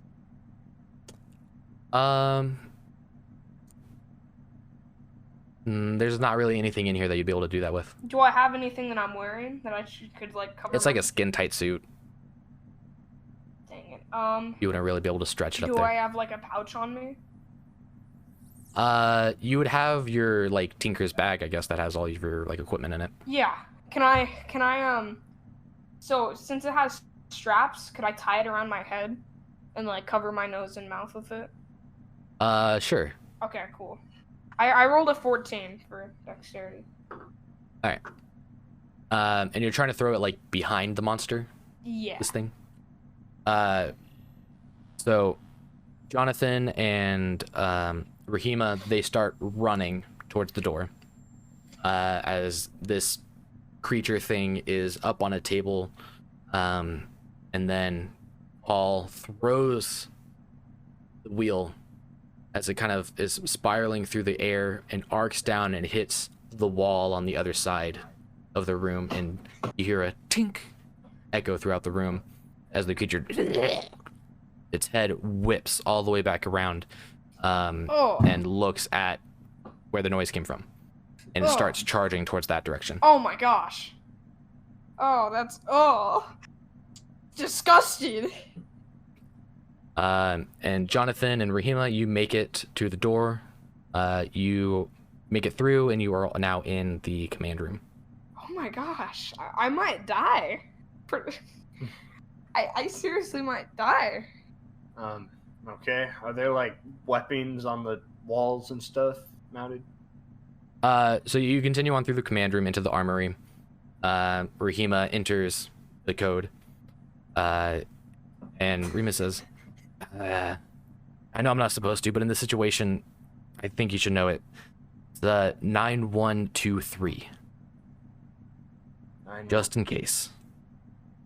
9123. Thank you. As you guys enter the armory, It's like it kind of looks like a locker room. And so like each locker has its own gun with there's a key that's attached to the back wall. So that key unlocks all the lockers in here. And she asks, what's your weapon of choice? Gun. You know, I like a nice old-fashioned pistol. All right, pistol it is. Grab me one. With the two of you, you could. Are you trying to get guns for like everyone? Yeah. Is there like a bag or anything in there? Yeah, Bring there some. would be like a weapon carry bag. Cool. So you guys. So what guns do you pick out? What kinds are they? There's pistols, assault rifles, and shotguns. Do I have a high chance of surviving? And then there's also, I think there would be like 3, flash grenades. Okay. You know what? Grab some of everything. All right. How much can we like fit in a bag, realistically speaking? So it depends on what you're trying to carry. You could fit probably, so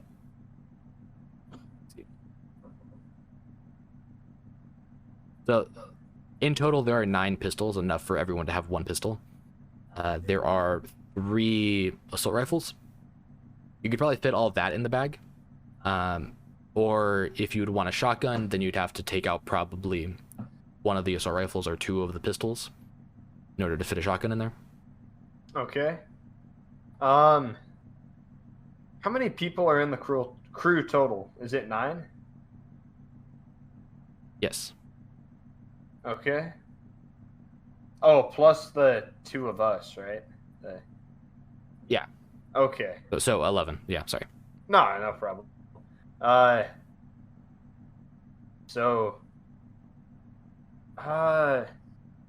You know what? I say, we'll bring 2 assault rifles, the pistols, and then 1 shotgun, if that works.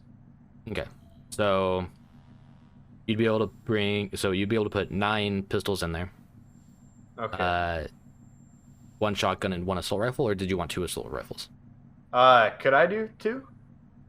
You'd have to drop another 2 pistols. Okay, we'll just do 1 assault rifle, 1 shotgun. Is there room for the 3 grenades inside the bag? Those are easy enough. You could probably just clip them onto your suit. Yeah, sure. I'll do that.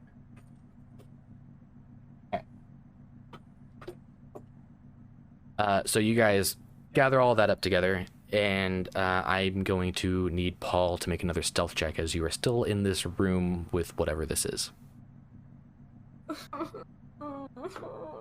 Do I have a chance of living? Depends on how you roll. You don't even really know what it is, so for all you know, it could be easy to fight or whatever. 19. All right. Yeah, you can, with your eyes and stuff, you're able to kind of barely see the silhouette of this thing walking along the outside of the room, and you notice that it's starting, like, it's about to kind of turn the corner of where you're currently hiding, and so you kind of make your way, staying almost like the opposite side of the room along with it. Okay. And then eventually, at this point, you're kind of over on the opposite side of the room, with the creature like in the right corner of the side of the room where the door is that they are in. And you think that they're probably going to be coming back soon. I hope. I'm legitimately freaking out right now. All right, so the door, you guys are done. You have all your stuff all together. Yeah. You guys going back through the command room and then into the conference room as the conference room door opens. And as soon as that door opens, you're Jeez. as running from the left side of the door, you see just the head pop out, and then the rest of the body quickly just kind of lunges into the hallway with you guys. Oh, that's disgusting. And you can see it is Aelwyn, and her eyes are completely covered in black, and she seems to be bleeding from her ear, and like her fingertips have like kind of like the black kind of gooey stuff, kind of like her fingers are dipped in ink almost. So am I still like trying to be quiet though? Since Yeah, you're all the way on the opposite side of the room. Yeah. Yeah, it's the black goo I was talking about. I'm glad that I covered my face with it. That's what I'm gonna say. Go ahead and roll initiative. Okay.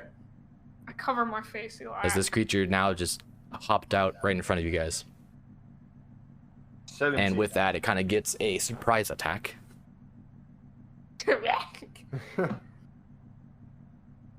Oh. Our cat's in a drawer. There's Rain just sitting there. Yeah, so I got 17. Do you need to roll it, or does Isaac need to roll it? Yeah, everyone. Okay. So you gotta but roll me, for I'm in the room. Yeah, but we'll do it just so we can keep initiative order. So in case you want to join the battle or whatever. I'm so scared. And natural 20. Nice. All right, so what'd you guys roll? 17 for me. What about you, Paul? Natural 20. Dang. Did you add your initiative? Did you roll for initiative? Wait, hold on. Initiative is right here. What? You tap that. What did you click? Oh, that's intelligence.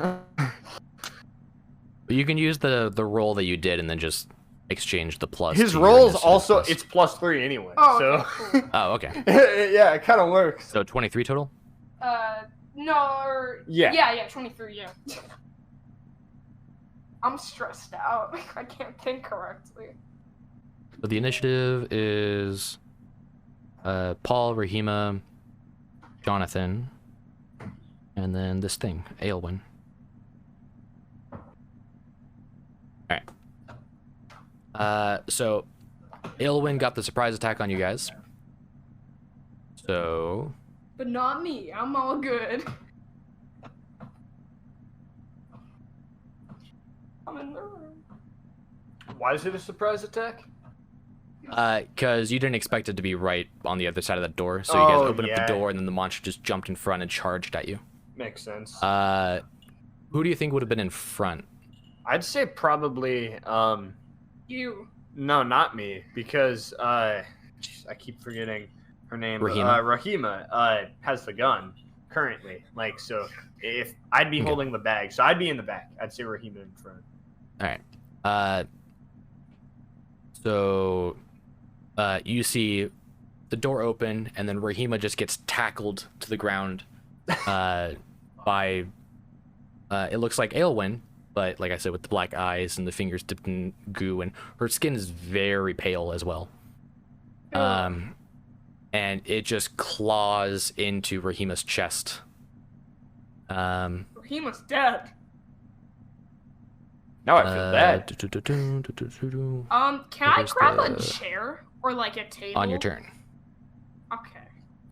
Where did I put my d6? Technically, I'm It's on the combat fight. now.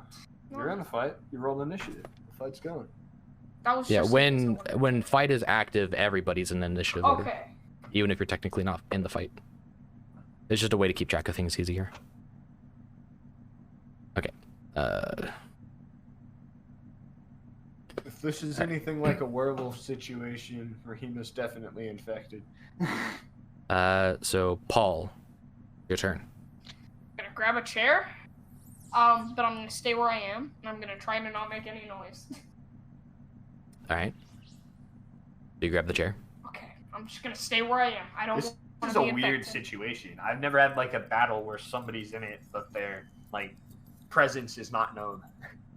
Yeah. All right. It's Rahima's turn. Rahima's dead.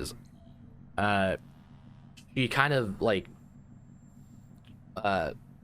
she screams out in pain from the scratch, and then turns the gun like at her hip, kind of up towards this creature, and you hear a few shots go off as the creature is just very quickly like jumps back off of Rahima as the 3 shots just shoot up into the ceiling of this hallway.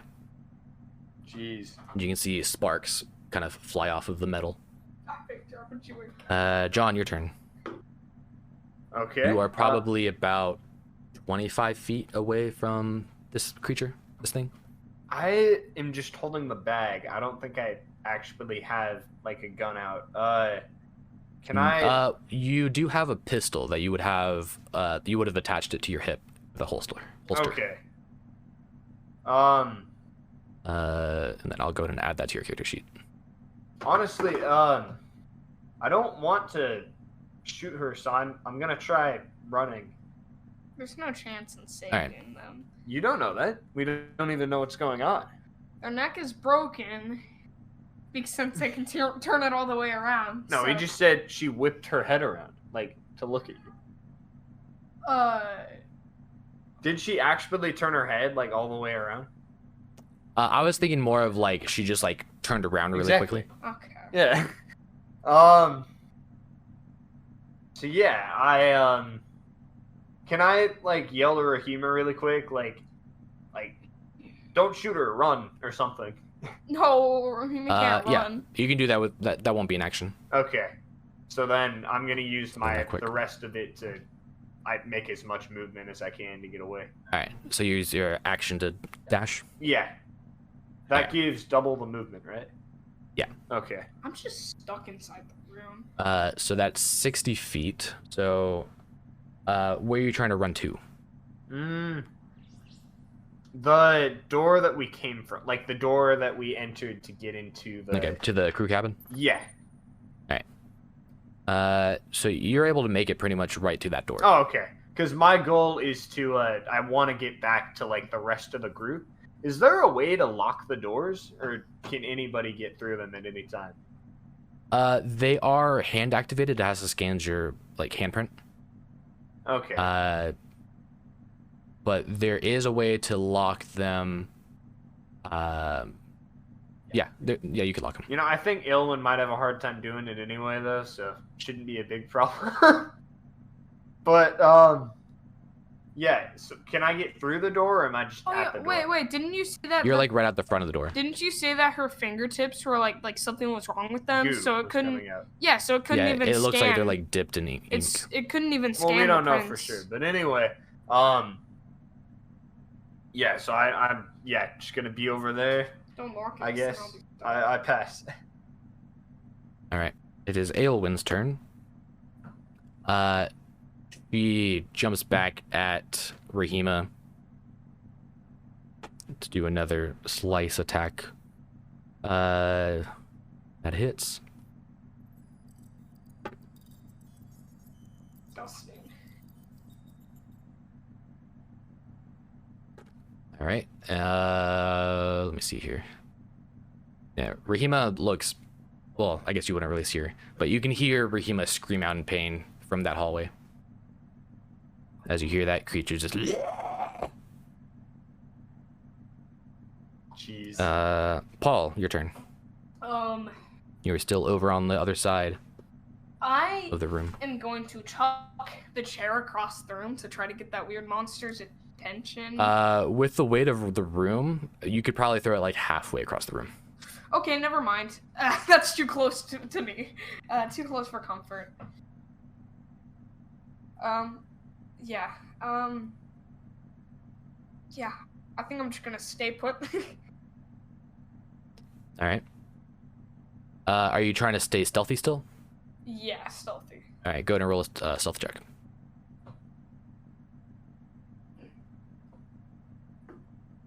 Come on. We do this. It's not working. it's doing it again. Hmm. Oh my gosh. There we go. 21. All right. Yep. It seems like you're hidden. It is Rahima's turn.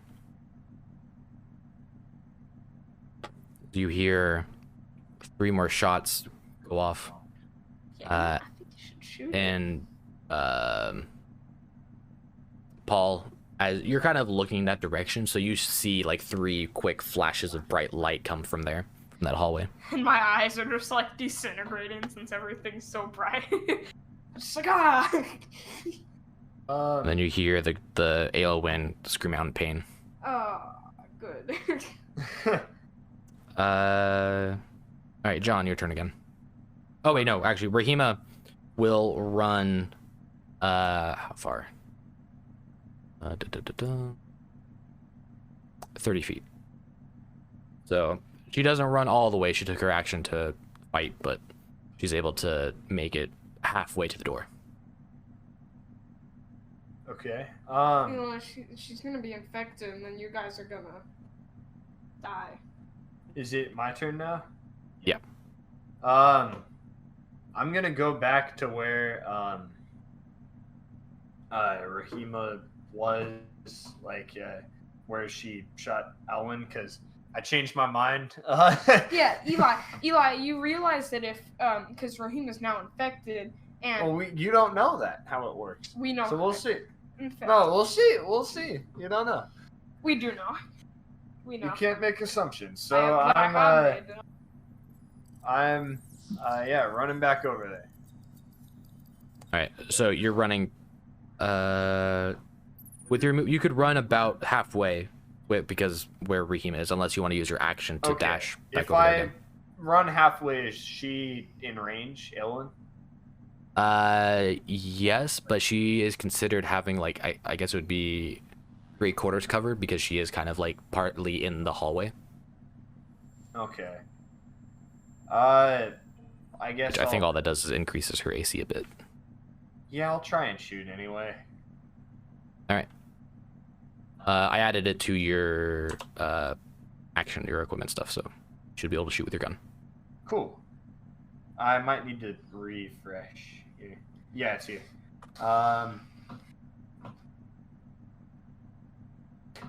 Geez, 6 to hit. That bit of cover that she has, it just kind of bounces off, and you can see the sparks fly off of just the corner of the hallway there. Okay. Alright, so that's your turn. Yup. All right, so Aelwyn jumps out of the hallway, screeching once again, and locks eyes with you and starts running towards you. No. Or me? Yeah. Yes. Okay. With a 4 to hit. Does not. You're able to just kind of dodge out of the way as she just like lunges at you with both hands out in front, trying to slash at you. Nice. And that is the end of Aelwyn's turn. Paul, your go. I want to try to sneak, like, close to the door. Close to the door that they're going to. No. Like, the one that, like, leaves the room. But, like, I want to be, There's like, 4 close. doors. What? There's 4 doors that leave the room. The one where, like, So the one we're going to, the exit that we came from. you guys are in this room? Yeah. With me? Yeah. You guys were in a Yeah, hall? you're on the far left side of the conference room, and all this is taking place on the far right side. Then you know what? I'm gonna say, no. I'm gonna take my flamethrower thing, and I'm. You don't gonna, have a flamethrower. Oh, You have the blowtorch, but it's the not a flamethrower. The blowtorch, yeah, that's what it is. It's like an inch big. Yeah. That's what I. What? Yeah, and I want to go, "Arr!" and then go, so it makes the noise, and then I want to chuck it. What? At the. So you're trying to get its attention? Yeah. and since it won't be its turn immediately, I feel like I'll have some time to mentally prepare myself. My turn is before its turn, and I'm going to attack it because it already charged towards me, which means I'm going to have its attention after you already got it. So I'm going to be like, hey, and then it's going to be like, and then you're like, and then it's going to be like, Yeah, exactly. Go ahead and roll an intimidation check.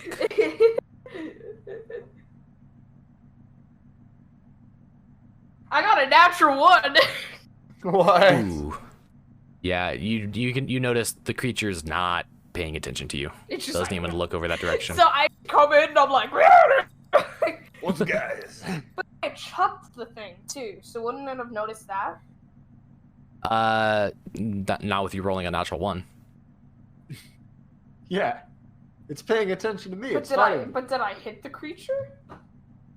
You didn't say you were throwing it at the creature. Yeah, I wanted to throw it at the creature.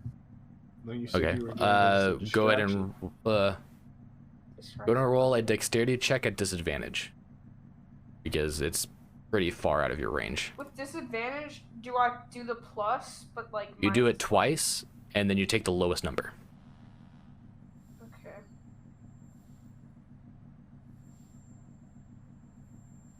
Natural 1. Yeah. So as you go to throw it, it kind of just slips out of your hand, and it only goes about half the distance that you're trying to throw it. It's just. That's amazing. As you're kind of nervous in the situation going on, you're scared, you're shaking hands. Yeah, I'm horrified. In real life. All right. Do you want to move anywhere? Stay there. Okay. I have the chair. So it's I have the chair too. So I picked the chair up. well, you would have put that down in order to throw the blowtorch. But like, would I bring it with and like put it down near me? Yeah, you would have just set it because you haven't moved at all. So yeah, you would have just set it down and then threw the blue blowtorch. So I have the chair. Yeah, so I'm good. I'll stay. All right, so that's the end of your turn. Yeah. All right. So Rahima continues running, turns around, and fires 3 bullets at Aelwyn, continuing to run towards the crew cryo chamber. Is that her turn? Yeah. Okay. I have to do damage and stuff. One sec. Oh, alright.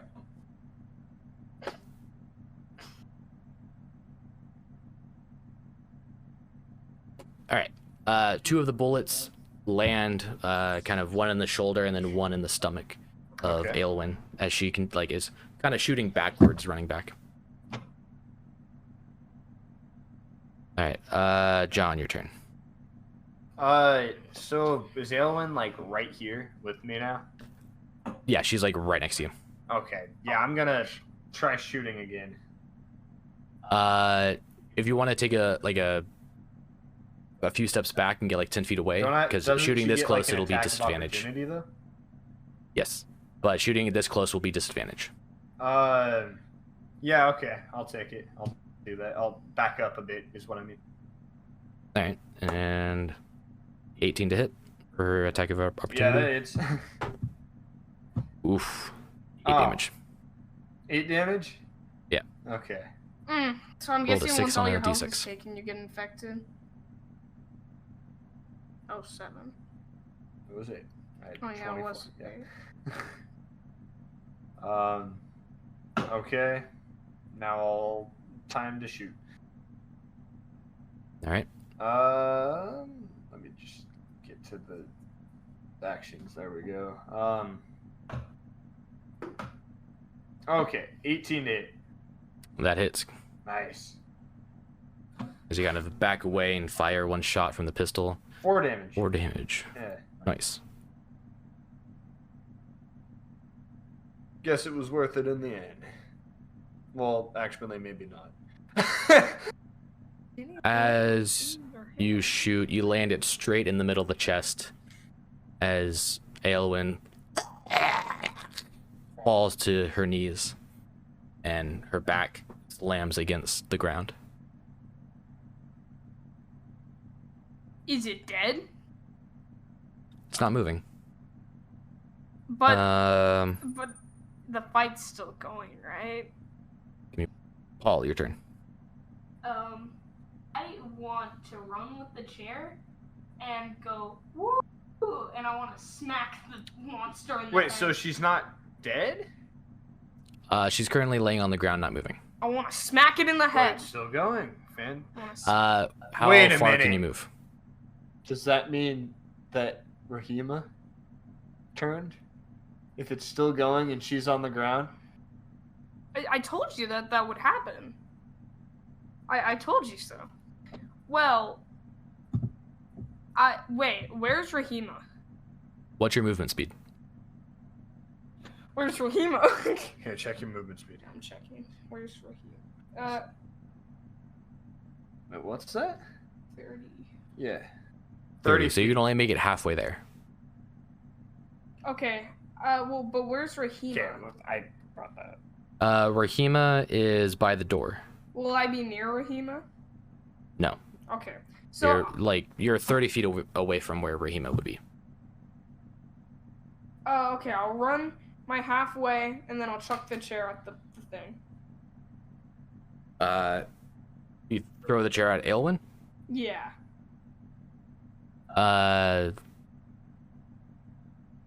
Go ahead and roll dexterity at disadvantage. Again? Yep, because it's a heavy chair, and she's laying on the ground,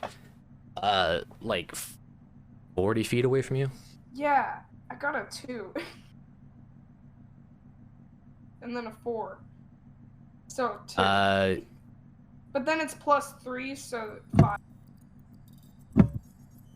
It lands pretty close to you, Jonathan. Jeez. You're just like, I don't oh, think what was that for? As this chair just comes hurling through the air and slamming onto the ground next to you. You're like, has he been turned too? Alright, it's Rahima's turn. She opens up the door and says, "Come on, let's get out of here." No. Okay. No. Is that the end of her turn? Is it mine now? Yes. I'll stay with the body to kind of check it out. Yeah, I'm with you there, and I'll run back to the door. Alright. Is that the end of your turn? Yeah. Alright. You realize that if this thing's turn is next, and if it gets up, it'll. Paul. turn me. We're trying to get out of here. Yeah. But Oh. it's not my you're turn. you're looking at the Wait a the minute. As my door to action, the hallway? could I have passed him a gun or something? Is that he's pretty far. okay? Great job, Eli. Unlike when I'm running back, is that something I can do? You throw it, it just shoots me. Yeah, you can try. Sure. Because you could get it at the very least if it doesn't land entirely. So go ahead and roll a dexterity check. All right.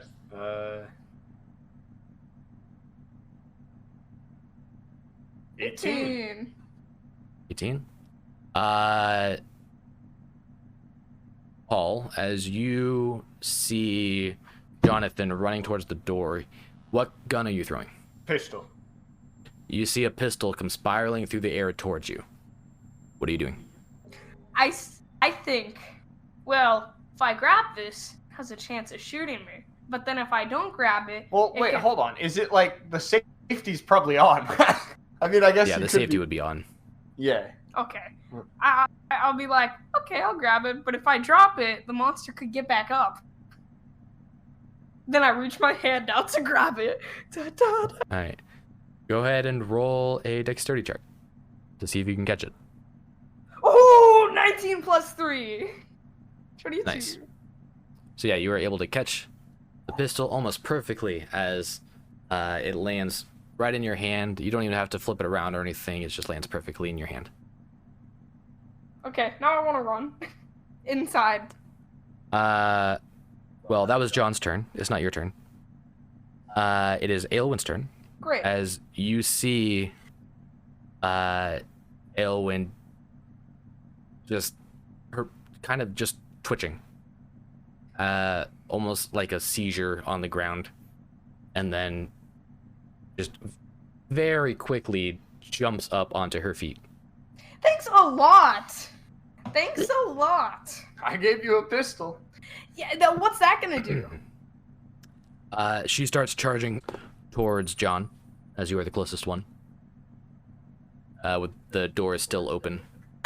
Oh, thank God. Actually, 7 to hit. That's not too much of a thank God. I'm already hurt. You're not. Yeah, that's... Oh, 10 to hit. Oh, my bad. I don't 10 think it is hits. my armor class.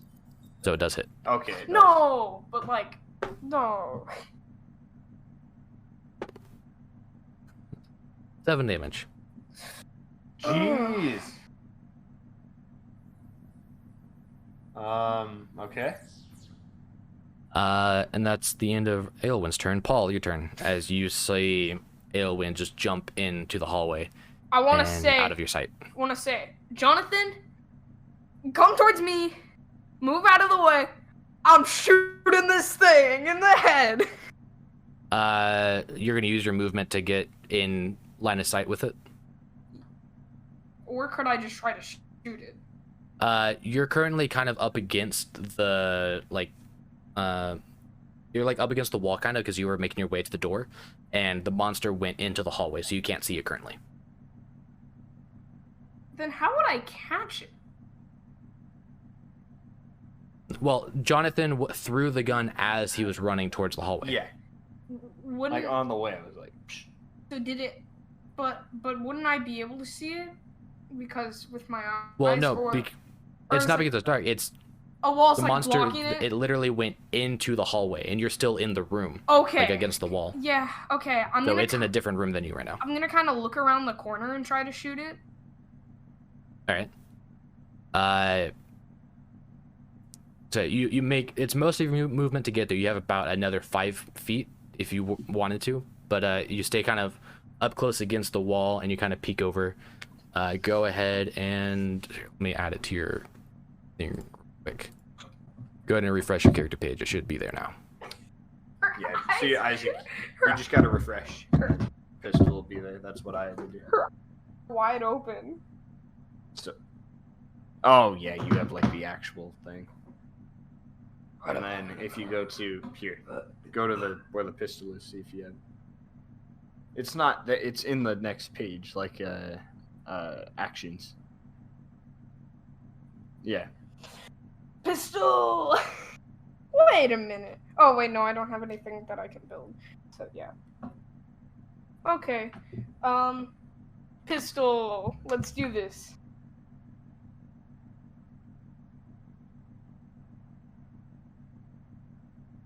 Isaac, just 21 to hit? No, I'm just kidding. 15 to hit. 15. I believe. Yeah, that hits. Okay, cool. Damage.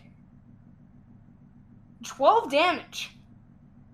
Why does his pistol got a +3 modifier? Pistols use dexterity, and you have a +0 Oh. dexterity modifier, so your +2 is exclusively coming from your proficiency. Okay, that makes sense.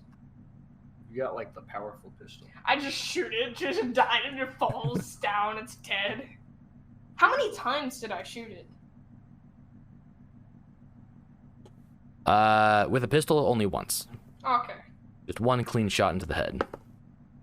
Clean. In that, since it's in the head, would it add anything, or would it just be that?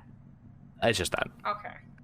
You could do like if you want to call the shot, it'll be disadvantage, but if you hit, it'll hit that specific limb or head or whatever you're trying to shoot, and do either extra damage or incapacitate that limb or whatever.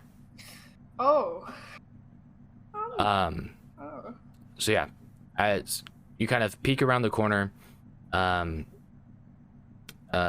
John, after the creature, I can't remember. Did the creature hit you? It did, right? Yeah. Yeah. He is dying. It scratches you, and then all of a sudden, just this black, gooey, inky, whatever, just splashes across your face Jeez. as the creature falls down to the ground, and behind it you see Paul peeking his head around the corner of the door. I told you to cover up your face. I told you that you should, but you didn't. Well, I'm gonna turn into a monster now. Cover up your face. Okay.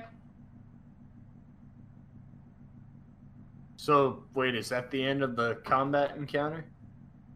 We were outside of combat, yeah. Cool. So I killed it? You don't know? I hope so. Okay. Well, first things first, Looks like let's close the door on our way out. But I'm not in there. No, you're with us. You're like at the door. Yeah. It's technically still in the conference room, but you can go in there if you want. I'm gonna say, Jonathan, do something to your face now. Get rid of that. As he says with a muffled mouth with his patch tied around his face. Yeah, Jeez. because I'm keeping that covered. Rahima, is she there too? Yeah, she looks pretty injured. She has some scratches along her chest and arms and like across her face. Rahima, did that monster get the goop on you too? I don't think so. Ow.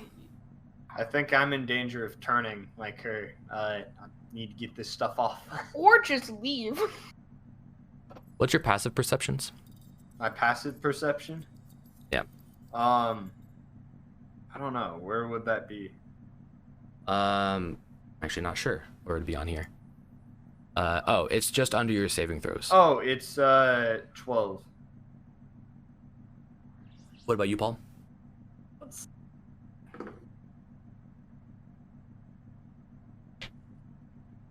12. All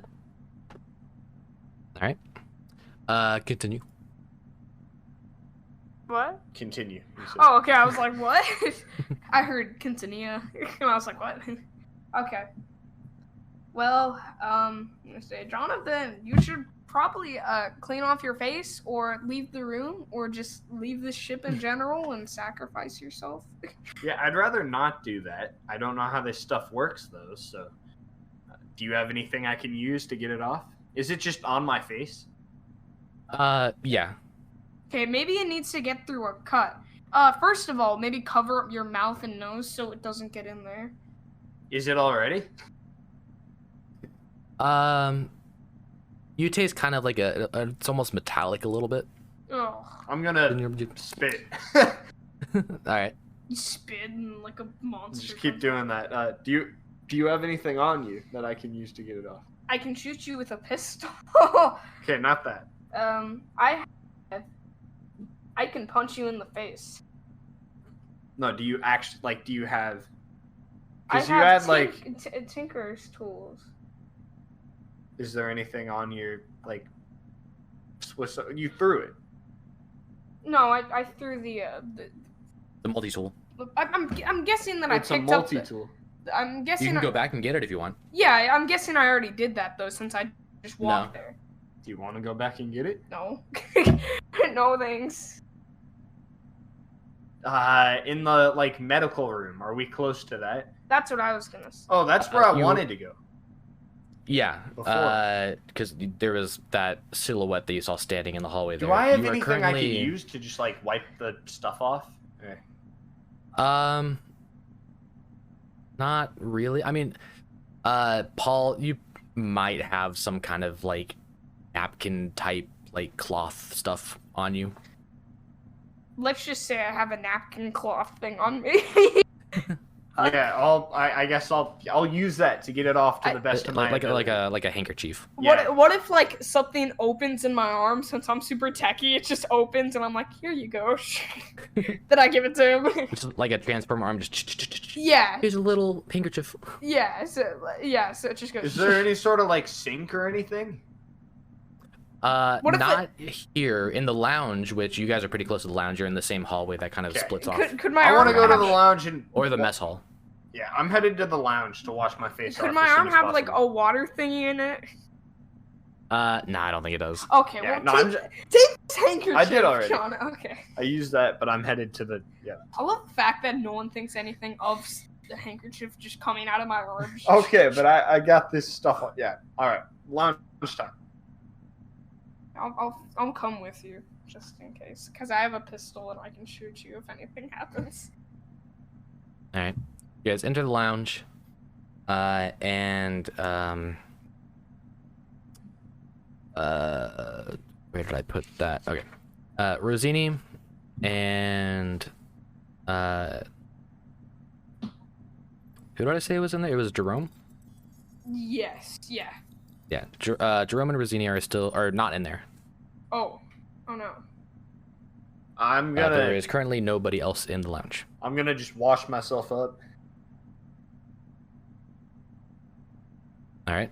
So you head over to the sink and just kind of splash water on your face. Probably use some soap. I'm and- using soap, absolutely. Yeah. I'm gonna Alright. say maybe gargle. Go the ahead and soap. make a medical check. Okay. Medicine Oh, check. maybe put it in your nose too, because that's another entry point. I know that it's weird. Isaac, but I don't think putting soap in your nose is gonna. Some medicine. That's not great. 6. All right. You think you got it all? What about me? Yay! Could I try to help him? Uh, Because I got gloves. you'd have to say it before the roll. Okay. Because I got gloves. We already made that clear, so I think I can help. We'll say you kind of like rub some of the stuff off and like make a investigation check. See if you can see anything on him. 21, but not 21? natural. Yeah, it looks like he got pretty much all of it off. His shirt probably has like a few specks and stuff on it, but skin-wise, like his face, it's all off. Bro, take off your shirt. Honestly, to be safe, I might. Is there like another one I could change into? Yeah, in the crew cryo cabin, they'd have like spare. Can I like burn the shirt? outfits?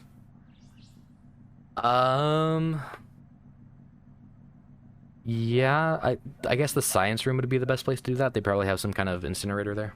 Okay. Yeah, I'll get a new.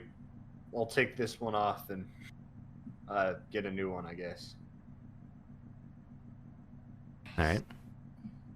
I'm just gonna say, so what are your thoughts on all of this?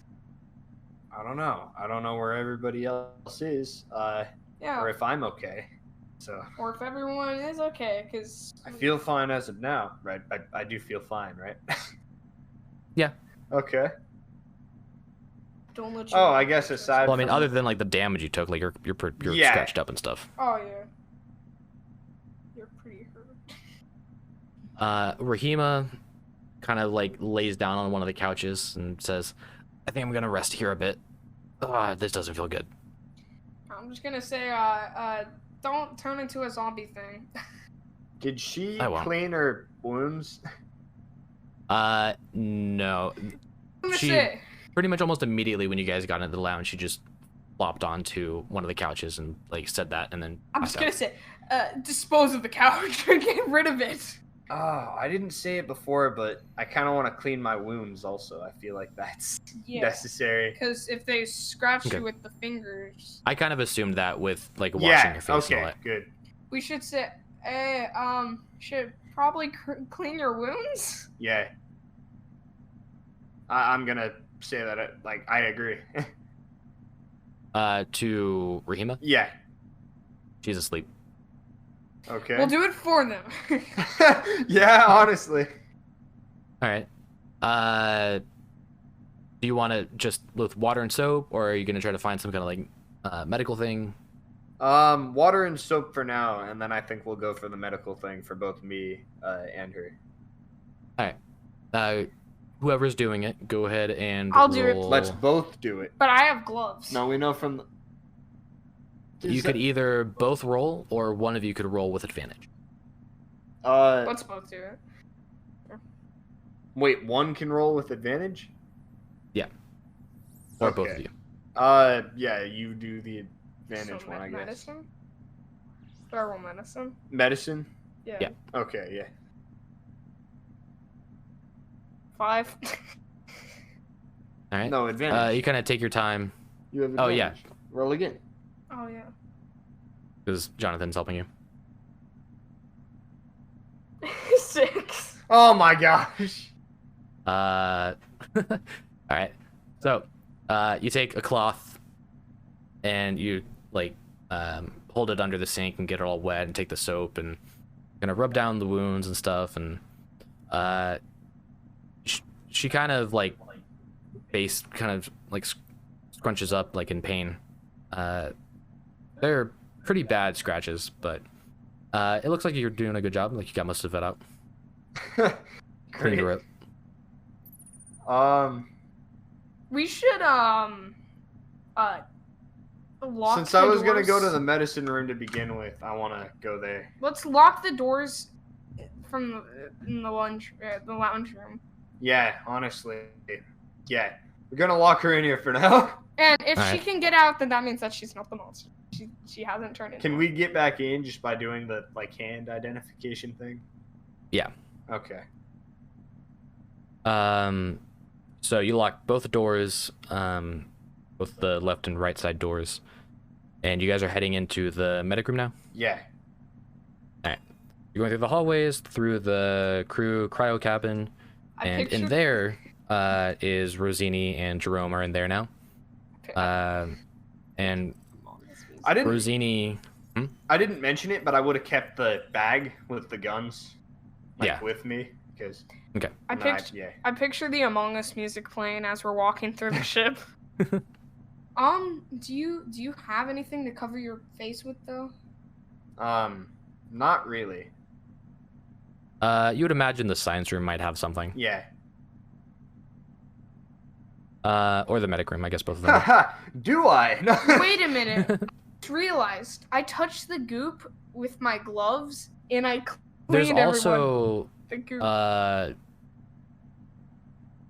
I won't say it unless you figure it out. Wait, what? How would we even figure There is it something out? you could use that could keep this stuff from getting on you. You used it already. Spacesuit. Yep. Let's go. But we're gonna have a disadvantage because we're gonna be walking. Yeah, we're gonna be heavy. Yeah, Yeah, all you'll right. definitely have like a stealth disadvantage. Those What are is it? heavy. You'll have a stealth disadvantage with that, and your Okay. movement might Doesn't be matter. halved. We got You guns. know, Yeah, you know what? There's been so many times we've gone to the medical room and then away from it. Yeah, gonna go get the spacesuits. we're just gonna be like walking like this. All right, so you're going to the life support to get the Yep. spacesuits. All right. We're gonna need to go back past yeah. So you go back into the lounge, unlocking the door, walking past Rahima just laying there, just walking through the hallway into the life support room. We're where gonna you come guys- back and he was gonna be a monster. That door is still open, with that goo that was attached to it leaking onto the floor, Don't breathe. slowly kind of spreading into the life support room. I'm gonna say, Jonathan, try not to breathe. Okay. So you guys are putting on the spacesuits. Yeah. All right. You guys, it takes about probably 20 minutes to get those things on. They're heavy and there's a How lot many to of it. them are there? There's enough for each crew member to have one plus 2 extras. Okay. I'm gonna. Can I carry one with me, like for Rahima? Because of how heavy they are, with the weight of you wearing one and then carrying one, no. Okay. And I already have the guns anyway. Okay, I guess we'll head back. To the Alright. medical room. It's beautiful. Through the lounge or through the hallway with the goop? The lounge. Cutting back through the lounge, again, passing Rahima. Locking the doors on both sides, right? Are you guys still locking them? Yes. Okay. Through the crew cryo cabin, as you guys, the first time you guys probably walked into like the hallway and then went back, and now you're back into the hallway and now entering the crew cryo cabin. And inside the cryo cabin, there is Rosina and Jerome are both there. And they seem to be doing okay. They're just kind of sitting on one of the couches there. And Rosina says, "What's happening? Where have you guys been?" That's a long story. You guys can figure it out yourself. No, I wanted to go into the medical room earlier, try and find Anthony. Saw somebody standing there. Anthony. Yeah, the medic guy. I had heard he was there from Jerome. His name isn't Anthony. Yes. His name is Anthony? There's Anthony and Tarek. Yeah, so anyway. Anthony was the medical officer that went there that had his back peeled off. Yeah. And then I think also Aylwin. No, Aylwin was the one you just fought. Right, yeah. Ishiwana. She also went in that same hallway because that's where one of the oxygen leaks was in, and she went there to fix it. Oh, I forgot about those. Anyway, yeah, somebody standing in the hallway, thought it'd be best to have a weapon just in case. Went to get a weapon, found Rahima there, but unfortunately, Elwyn was there too, but she wasn't normal. She seemed to be possessed or something. Possessed by what? I don't. Goop. We're assuming that. Have you Goop? seen it? The black goop we mentioned earlier. No, I haven't seen anything like that. It seems We to just be kind of doing some came in here weird just stuff. not too long ago. We don't want any of it on us though, so we put these spacesuits on. But Honestly, but recommend that you do the same. And also, just in case, we should probably let you know that Jonathan did get some on him. We're not sure if Aylwin was okay. We had to fight her, and we did shoot her a couple times. She scratched us. You killed Aylwin? We don't know. They were dead already. She's not What? I she's should not say acting it. normal. No. Remember? All right. It's literally a monster. All right. You guys do whatever it is you're doing. Me and Jerome are gonna go take a look at this. Be careful. By the way, if you guys go into the I'd lounge, say lock the doors. if you're going to go there, put the spacesuits on first. Trust me. And also, when you guys go into the lounge, lock Go the to roll a doors. perception check. Perception? Yeah. Lock the doors if you go into the lounge. Please. All right. Listen to me. You could explain why. Rahima's in the rent lounge. I have a pistol. I rolled 14. All right. All right. I'll trust you guys, I guess. I rolled I don't 15. no idea what's I going rolled on. 15. Oh, you rolled perception? We both rolled perception. Yeah, that's what you said. Is that what I said? Persuasion. Sorry. Oh, okay. Oh wait, but mine is still +2. So So you Oh, just- I got a whatever that natural roll 20. I got was. 24 for persuasion. Well, you have a +4, so 18. We're just gonna use the first roll you did. Okay. It wouldn't be 18. It'd be. Well, I mean, I guess that worked. So my perception and Oh, it'd be 16. persuasion are the both. other one's plus less. So perception is like +2, so it'd be more like 16. Or My 16. perception and persuasion are both +2, so I can just keep that. All right. So, Rosini believes you. And all right, I guess we'll go put on spacesuits. Those things are heavy to walk around here with. Yeah, I know, but I think it'll be worth it in the end. All right. Just remember, lock the lounge doors. Oh, hand them a weapon. Oh, 'Cause- yeah. yeah. I do have this weapon bag. Kind of forgot about that. Take a pistol. Really? Yes. Yeah, you're gonna want Alright. it. Just don't turn on us. She grabs a pistol, and Jerome walks up and, Can I have the assault rifle? Sure. Yeah. All right. More my thing. Just don't turn on us, please. So Why would I turn on you? do you happen to have any medical supplies with you, or do we got to go into the medic place to get that? It depends on what kind of medical supplies you have. We have an emergency kit in almost every room. But any of the like advanced stuff, you need to go into the medic room. Okay, Rahima's pretty hurt, and I'm not doing so well myself, so we might need some of the If more advanced supplies. if Rahima is the monster, if Rahima is turned into a monster by the time you guys are in there, just be careful and lock the doors. All right, will do. Don't turn into a monster. Okay. Yeah. Anyway, good They luck. start heading towards the door that was locked, heading it to that goes straight to the life support room. Is that? Oh, that's where they're going. Yeah, because they were gonna put on the space suits. They have to go into life support to get the space Yeah. suits. Right. Yeah, so they head to the door that was locked with that stuff covering the windows. And as they put their hand on the console to open the door, similar to the one that was in the life support one, where it kind of like stopped a little bit and it was like kind of forcing its way open, this one slowly begins to open now.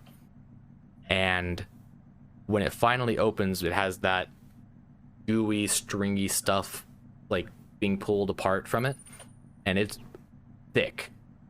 And a body just drops and slams onto the ground. It was seemingly like sitting up against the door, and its arm was kind of reached out as if it was trying to reach for the handprint to open the door. And it is Tarek. Yes, I knew it. Maybe I shouldn't be saying yes to that, but Can I have an And assault he rifle? seems very like very pale, and like all of his meat and fat and all that stuff was just kind of drained away from him. Like he's very, very skinny. So that's wait, he's dead, right? Like, or appears to be at the very least. Not moving Okay. from what you can see, so the stuff kind of like drained him. seemingly. Okay. Okay, well, can I have a more powerful weapon?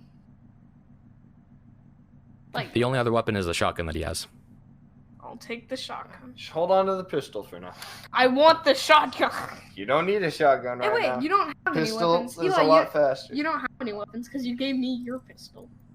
I gave you a different pistol that I pulled out of the bag. I have the weapons bag. It's full You of did? pistols Okay. and guns. Yeah. Yeah, I thought you. No, I have my I thought that pistol. you threw me your No, pistol. I grabbed a pistol out of the bag and threw it to you. Okay. Yeah. I guess I don't want to touch him, but I'm gonna take a closer look at him. All right, go ahead and roll perception. Was Jerome in here to see this, or had he left? Or, like, Yeah, it was both Rosini and Jerome. They kind of like stepped back. they and walked they're- through and he dropped, right? Yeah. Okay. No, they were going to. Oh, But as the door and then he just opened and dropped. he dropped in like into the cryo crew cabin, I see. and then they kind of all just stepped back, staring at it, kind of in shock. Did you say perception? Yeah. Okay. 21. 21. Not natural. 21. I think it's 22. This is 21. I got a 19 plus 2. It says 21. On my it hasn't actually loaded on mine. That's why. Okay. As you kind of bend down and try to take a closer look, you can't get that close because it's almost like a cocoon of this gooey stuff surrounding him. But yeah, he's not breathing. Okay. Tarek's dead. Tarek is dead. Rosini and Jerome. All right. That's convincing. Yeah. I guess we'll go through the lounge to get to the life support. Yeah. You know, we did the same. This gooey hallway is no good. Just be careful. All right. Well, good luck. Same to you. See you whenever we see you, hopefully. Hopefully you. And they head see out the us. north door. Okay. Well, we still need to get the medic supplies, so trudge on, I suppose. Okay, let's go. All right. So you guys are heading towards the medic room? Yeah. All right. Once again, the red lights are still flashing. And again, still occasionally the ship's AI. Oxygen levels depleting. Still, that's not a good sign. 50%. Whoa! Not a good sign. It has been a while, and there are still 2 leaks that are not fixed. It went Okay. down. It went down So there that are much. still 2 leaks. It went down that much, Yeah. and It's like been a while. yeah, but like it went down a Yeah. lot. There's leaks. That's 30. Yeah. So you guys are going to the medic room? Yeah, one of the leaks was through there anyway, right? Yeah, Hall 9, which is the hallway leading to the medic room. So there, we got multiple things to check up on right now. Okay, so as you guys open the door, flashing red lights, and still that silhouette of someone or something all the way down at the far end, right in front of the medic room door. I don't like that. And Paul, because of your dark vision, you can make out slightly more detail. They are not looking towards you. They are. You can. It's their back that you see. Okay. I'm gonna tell Jonathan. They're not looking towards us. Their back is facing us. Well, I don't think we can sneak past them. We're wearing these bulky suits. We've got and he's guns. right at the end of the hallway. Yeah, I'm gonna say, you know what? Here, and I'm gonna hand you the shotgun. Gonna say, and then I'll say, well, you can double pistol. Wait, can I? Is that something that? I'll say yes, but you'll have disadvantage. Oh, so no, I'll pass. Wait, does that mean I can fire twice? Yes. But I have disadvantage. That's interesting. I'll stick with the one pistol without disadvantage. Okay. Honestly. So I'll just put it in your bag. For now.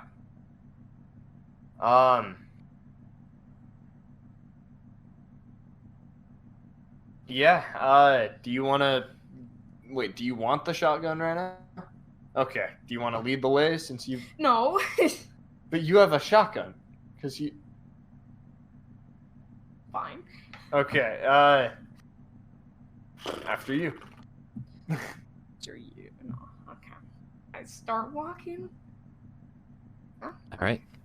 So as you guys start walking closer, with this thing it's about 60 feet away. I'm just gonna call out, say like, hello. As you say that, again, this is really far. It's hard to see, but the shoulder kind of twitches a little bit as you say that. Oh yeah, that thing's a monster. And then it just kind of slowly it's leaning backwards until eventually just slams against the ground, and then it starts shaking violently. The same seizure thing. Oh, I forgot, but I do have proficiency with guns, right? Like that's... Yeah. Yeah, is that added to the score, or is that something I have Yeah, to add? that's what the +2 is that you're getting. Okay, Otherwise, it I would be see. plus nothing. Got it. Yeah, because it's your dexterity, which you have a +0 modifier for dexterity, Oh, no. and then your +2 proficiency. Definitely should have made that higher, but oh well. So yeah, as you guys are getting closer, and then you can see there is more of this black goo dripping from the ceiling onto whoever this is. And then all of a sudden, just this big clump just smacks onto the ground with a thud on top of this person.